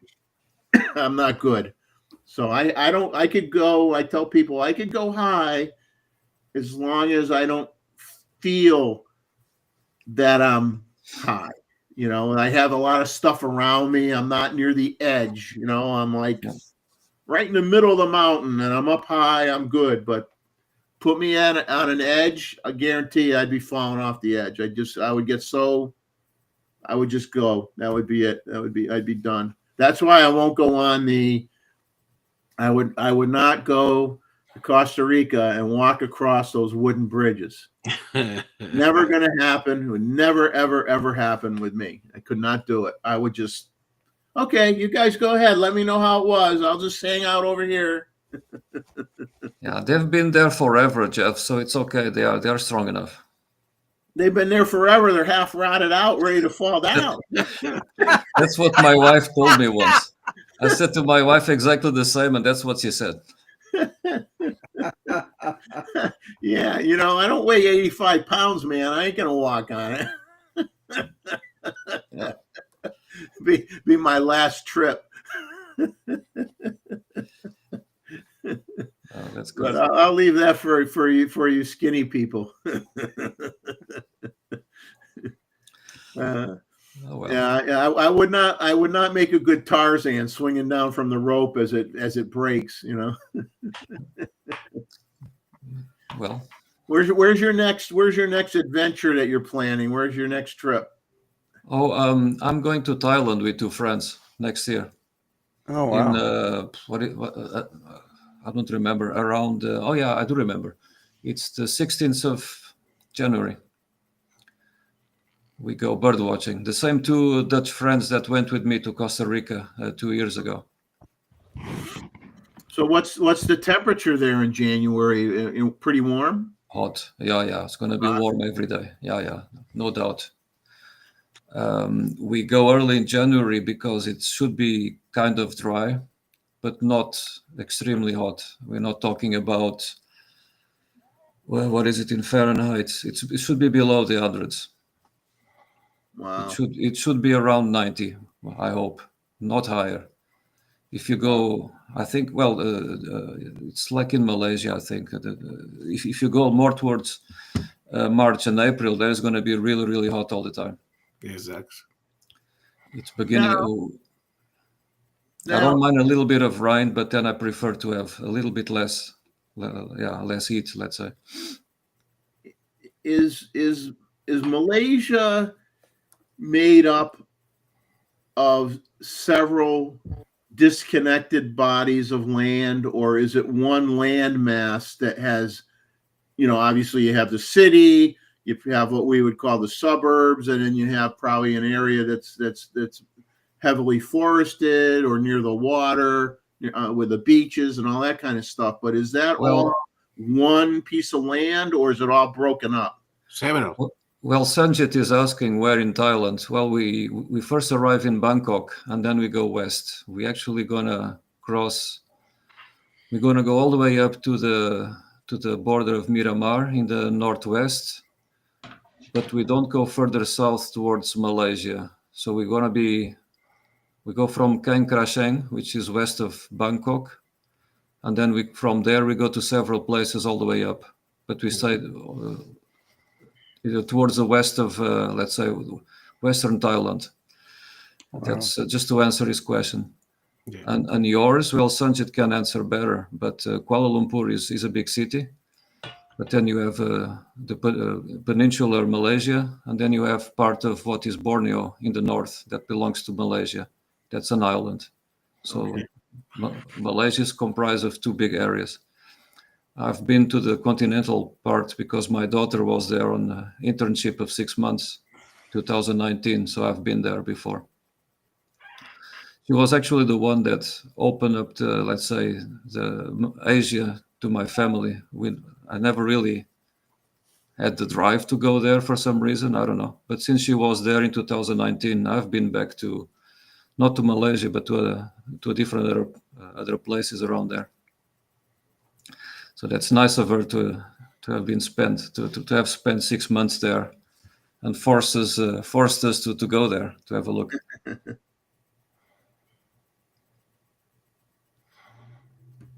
No, because it's I'm just wondering because there's so many places that are Southeast Asia or different areas where there's a bunch. It's like a bunch of islands that are all owned by the country, but particularly both Malaysia and Indonesia, correct? Indonesia, you have part in Sumatra, and then in Java, and then in Indonesia has thousands of islands, several big ones, of course, but exactly. And then Malaysia, you have the peninsula, which at the tip of the peninsula, Jeff, is Singapore. Singapore, right? Yeah, that's right. Which is a great starting point to traveling that area of the world. Well, I remember when I was in my probably late teens, maybe 20 years old, I went to South Caicos in the Turks and Caicos island chain, and you had South Caicos, North Caicos, and you had Providenciales, which was the capital, and so you had three different land masses, Yeah, And so I when I was younger, when I went, it was for scuba diving. It was from the dive shop, and we had a trip. Whoever signed up, we went to South Caicos, and the only thing on South Caicos was you had one hotel called the Admiral Inn Hotel, red. You had hotel, you had huts, you had donkeys, and you had half naked people, and that was that whole island, and South and Caicos. South Caicos, and then many years later, I think for my wife's 25th wedding anniversary, we went to a beaches resort that was in Providencial, and we went there, and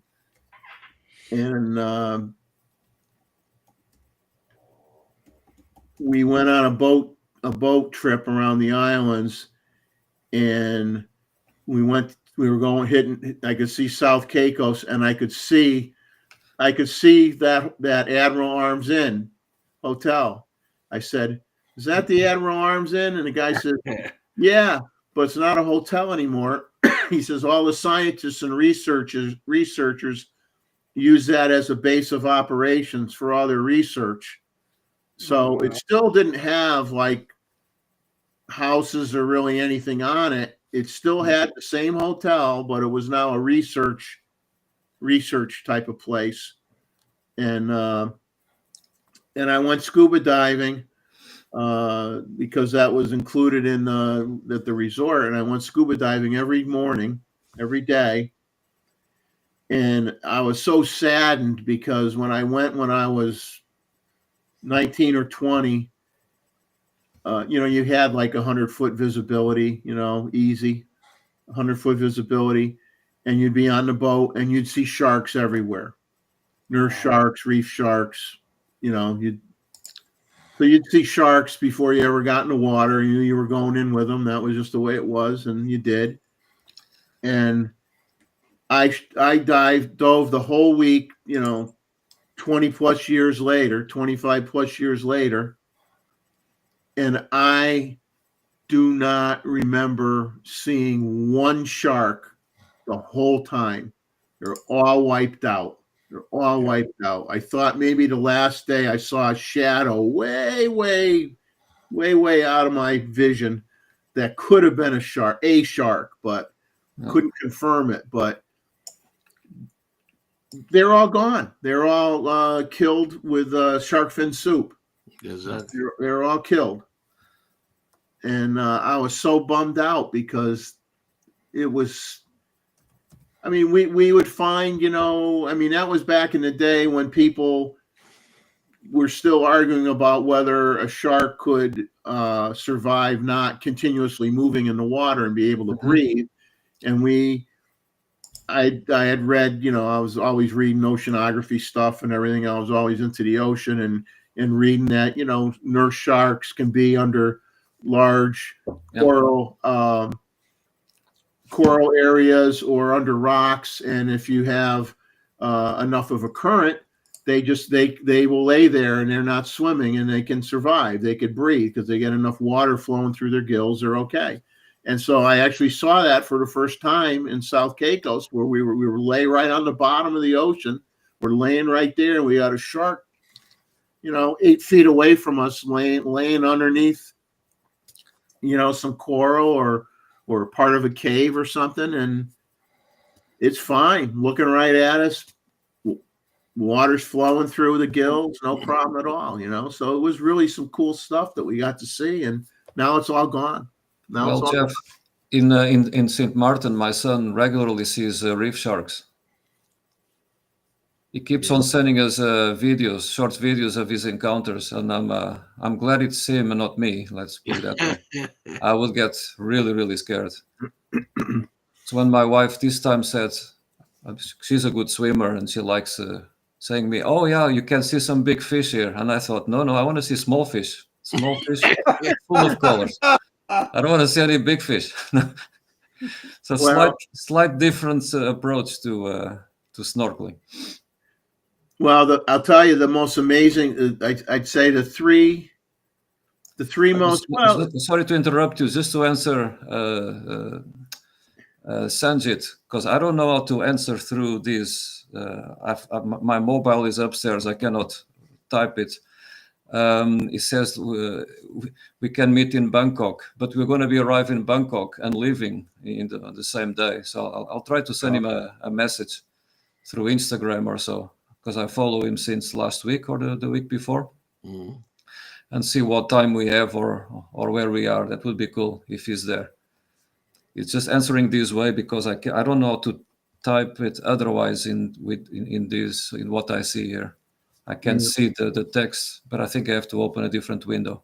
Yeah. Sorry to interrupt you, Jeff. No, that's fine.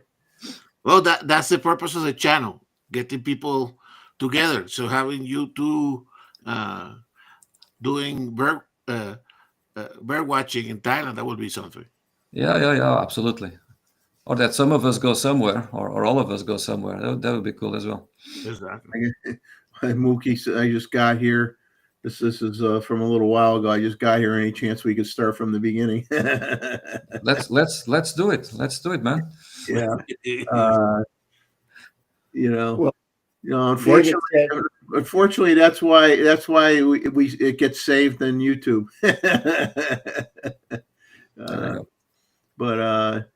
No, I think that the most exciting things I ever saw in my life were sharks, moray eels. Yeah, those are cool. Yeah. Sea turtles, and the most exciting and most dangerous thing that I saw because of the depth I was at when I saw it was a manta ray. And a manta ray is the most beautiful aerobic creature that you'll ever see. I mean, puts on a show for you, goes right over your head, flapping, the lobes are moving, the wings are moving, the thing is so huge, it's gigantic, and it's just like somersaulting and entertaining you, and you see that for just that couple minutes that you experience that, you think you died and went to heaven. I mean, there's nothing like that. It is like you're 120, you're really bordering on, you're at a decompression dive, you're 120 feet down, 125 feet down, you don't have a lot of time, and I'll tell you, mentally, you can get a little whacked out when you're that deep, and you feel like you just want to follow it as it keeps going down, because it's like the most beautiful thing you ever saw. It's absolutely, God, if you ever got a chance to see one for real, it's an out-of-body experience. It really is. It's something amazing. I had the same experience, but keeping up the theme of small fish with clownfish. Clownfish and anemone. I thought that was great to see. Especially with my kids after we saw that film Nemo. That was really good fun to see it live. Yeah, it's there's so much out there to see that, unless you were Jeff Bezos, and you could basically go anywhere you want, anytime you want, no matter how much it costs. Most of us, so much of what's out there that you could experience in life, we don't get a chance to do. It's just amazing. You got to live through all the stuff that you watch on nature channels and stuff to satisfy your curiosity, because there's just so much out there to see. And if you're lucky enough to be able to to go to a handful of places in your lifetime, I mean, it's well worth it, because it's that's for sure. What Gustavo said before is true. Travel is really the best way to spend your money. Exactly.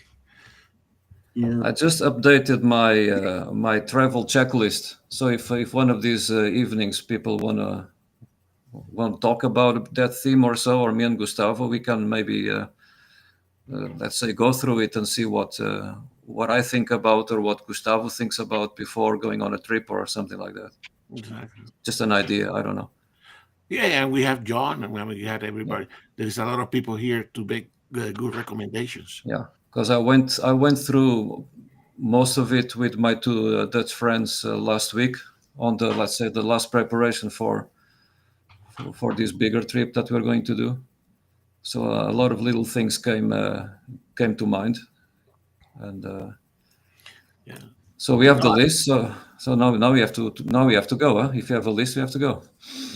And you have some specific targets in Thailand, Luis? Well, difficult to say. There are so many species that I haven't seen there. So Exactly. A lot of whatever you see everything there is good is a to be target. new. Yeah. No, not everything, because I've been there. So Ah. the first couple of days, it's going to That's be why you photograph some of those. You were in a high, photograph some pitas, correct? yeah, and I'm going to do that again. Yeah, Exactly. hopefully. Okay. So that will be new for my friends. The first week, we go mostly to places that I have been before, and then we go wild, let's say. And then we have to travel quite a bit to go to the north of Thailand. So a few days with 4 or 5 hours of driving to get there. I know some people fly to get to the north of Thailand and then bird there. You see that in say, some of the tours that you see online and advertised. On the other hand, I don't mind driving because you can always stop anywhere you want. And normally I try, and then in Thailand is a bit different than Costa Rica, but then you try to go for places with water, rice fields, and some places where you can eat something like a 7-Eleven or Amazon coffee. I like that in Thailand. Also free Wi-Fi if at least on the Amazon coffee, so you can if you need connect with I might go for a permanent electronic SIM card. I'm thinking about it because sometimes nowadays it's easy to have Wi-Fi as you travel, and there are several companies that provide that. So I'm going to see this week how that goes. Yeah, and we were talking about that with John when he was in China. Yeah. All right, whether Okay. he was using a eSIM Yeah. in China, and that's what he did, right? Yeah, that's what my son did or does in St. Martin for the moment. Exactly. But you can have these packages with, I don't know, 150 different countries. And Exactly. you can activate or deactivate as you travel. To be honest, I have never done that. Well, in Japan, we had a mobile Wi-Fi network. That was quite handy. For me, it worked well, but not that well. I think eSIM is a better solution, but that's a good topic for discussion, for sure. Yeah, the people with experience, please. Exactly. In Japan, what I did, and that worked really well, is I ordered one online. And then in the airport, when we arrived in Tokyo, Narita, yes. I went to one of these, I don't know exactly how to describe it, like a place where people could go and get stuff outside of the terminal. The convenience store. Yeah, something like that, yeah. And there I collected my mobile hotspot, activated it, and then what was it, 3 weeks later, went back to the airport, same airport, but they provided me with an envelope. So I put all of those things that I got in this cardboard envelope, and just put it through the mail in the terminal. In fact, yeah, upon arrival. That's what I did. Is a pocket Wi-Fi. Pocket Wi-Fi, yeah, and it worked all the time. Was really good. Because the issue is that with the eSIMs, is that you have to have it in the phone, and then you have to make a BD Wi-Fi. With this one, you have the pocket Wi-Fi, and then you know everybody that connects in your family to that one. Exactly. Okay. But I think the eSIM is a better solution. Because we got some small problem with the pocket Wi-Fi in Japan. Mm-hmm. No, I mean I tried to send some photos, correct, and although I have I have the plan in 10 gigabytes, but the actual bandwidth was not that great. But anyway, we are late for the Yeah, to start a new discussion. I Yeah, understand. we're gonna call it a night. I think we're gonna call it a show. We're gonna call it a show. We Very good. we continue another another week. Yes, we well next week's a normal week, so we could talk about whatever we want. So you guys Well, want to? if I manage to join next week a bit earlier, then I have all the pictures that I took from St. Martin would be processed by then. I think tomorrow I finish. Then I can always provide you with some in between photo reviews. Exactly. That's fine. Very good. That's fine. Very good. And We do some because we need to have some of those to support when Chuck's come in. Correct. So we need to I plan always for take that. yeah, Exactly. indeed, yeah. I always take All a right. ridiculous amount of pictures, so that's no problem. So, like I said, a last thank you to everybody that joined us tonight, and we appreciate everybody's effort in sending in the pictures. And I know January 4th. Once again, right after the holidays, it might be difficult for people to send in pictures. So, do it if you can, but family's more important. Visiting friends is more important. So we will work with what we get, or I'll call Gustavo up and I'll say, I need you to send me 30. I'll call Randall, another 20, but we will get by with whatever we get. And so thank you guys for a fantastic year of photo reviews for 2024. We're all thankful for it. We all had a great time. So we'll see you hopefully next week. And I'll say my good nights and let everybody that's left here on the panel that survived this long with me to say their goodbyes. See you next week. See you next week. Short and sweet, huh? Yeah. Ciao. Ciao. Ciao. Ciao. All right, everybody. Have a good one. And as my saying is, enjoy life, capture some of it, get out there and get some pictures. Memories are important. You don't get memories if you don't take pictures, right? Indeed. The pictures hang around. This up here starts to fade away, but the pictures hang around. So take it easy. Bye-bye. Good night. Bye.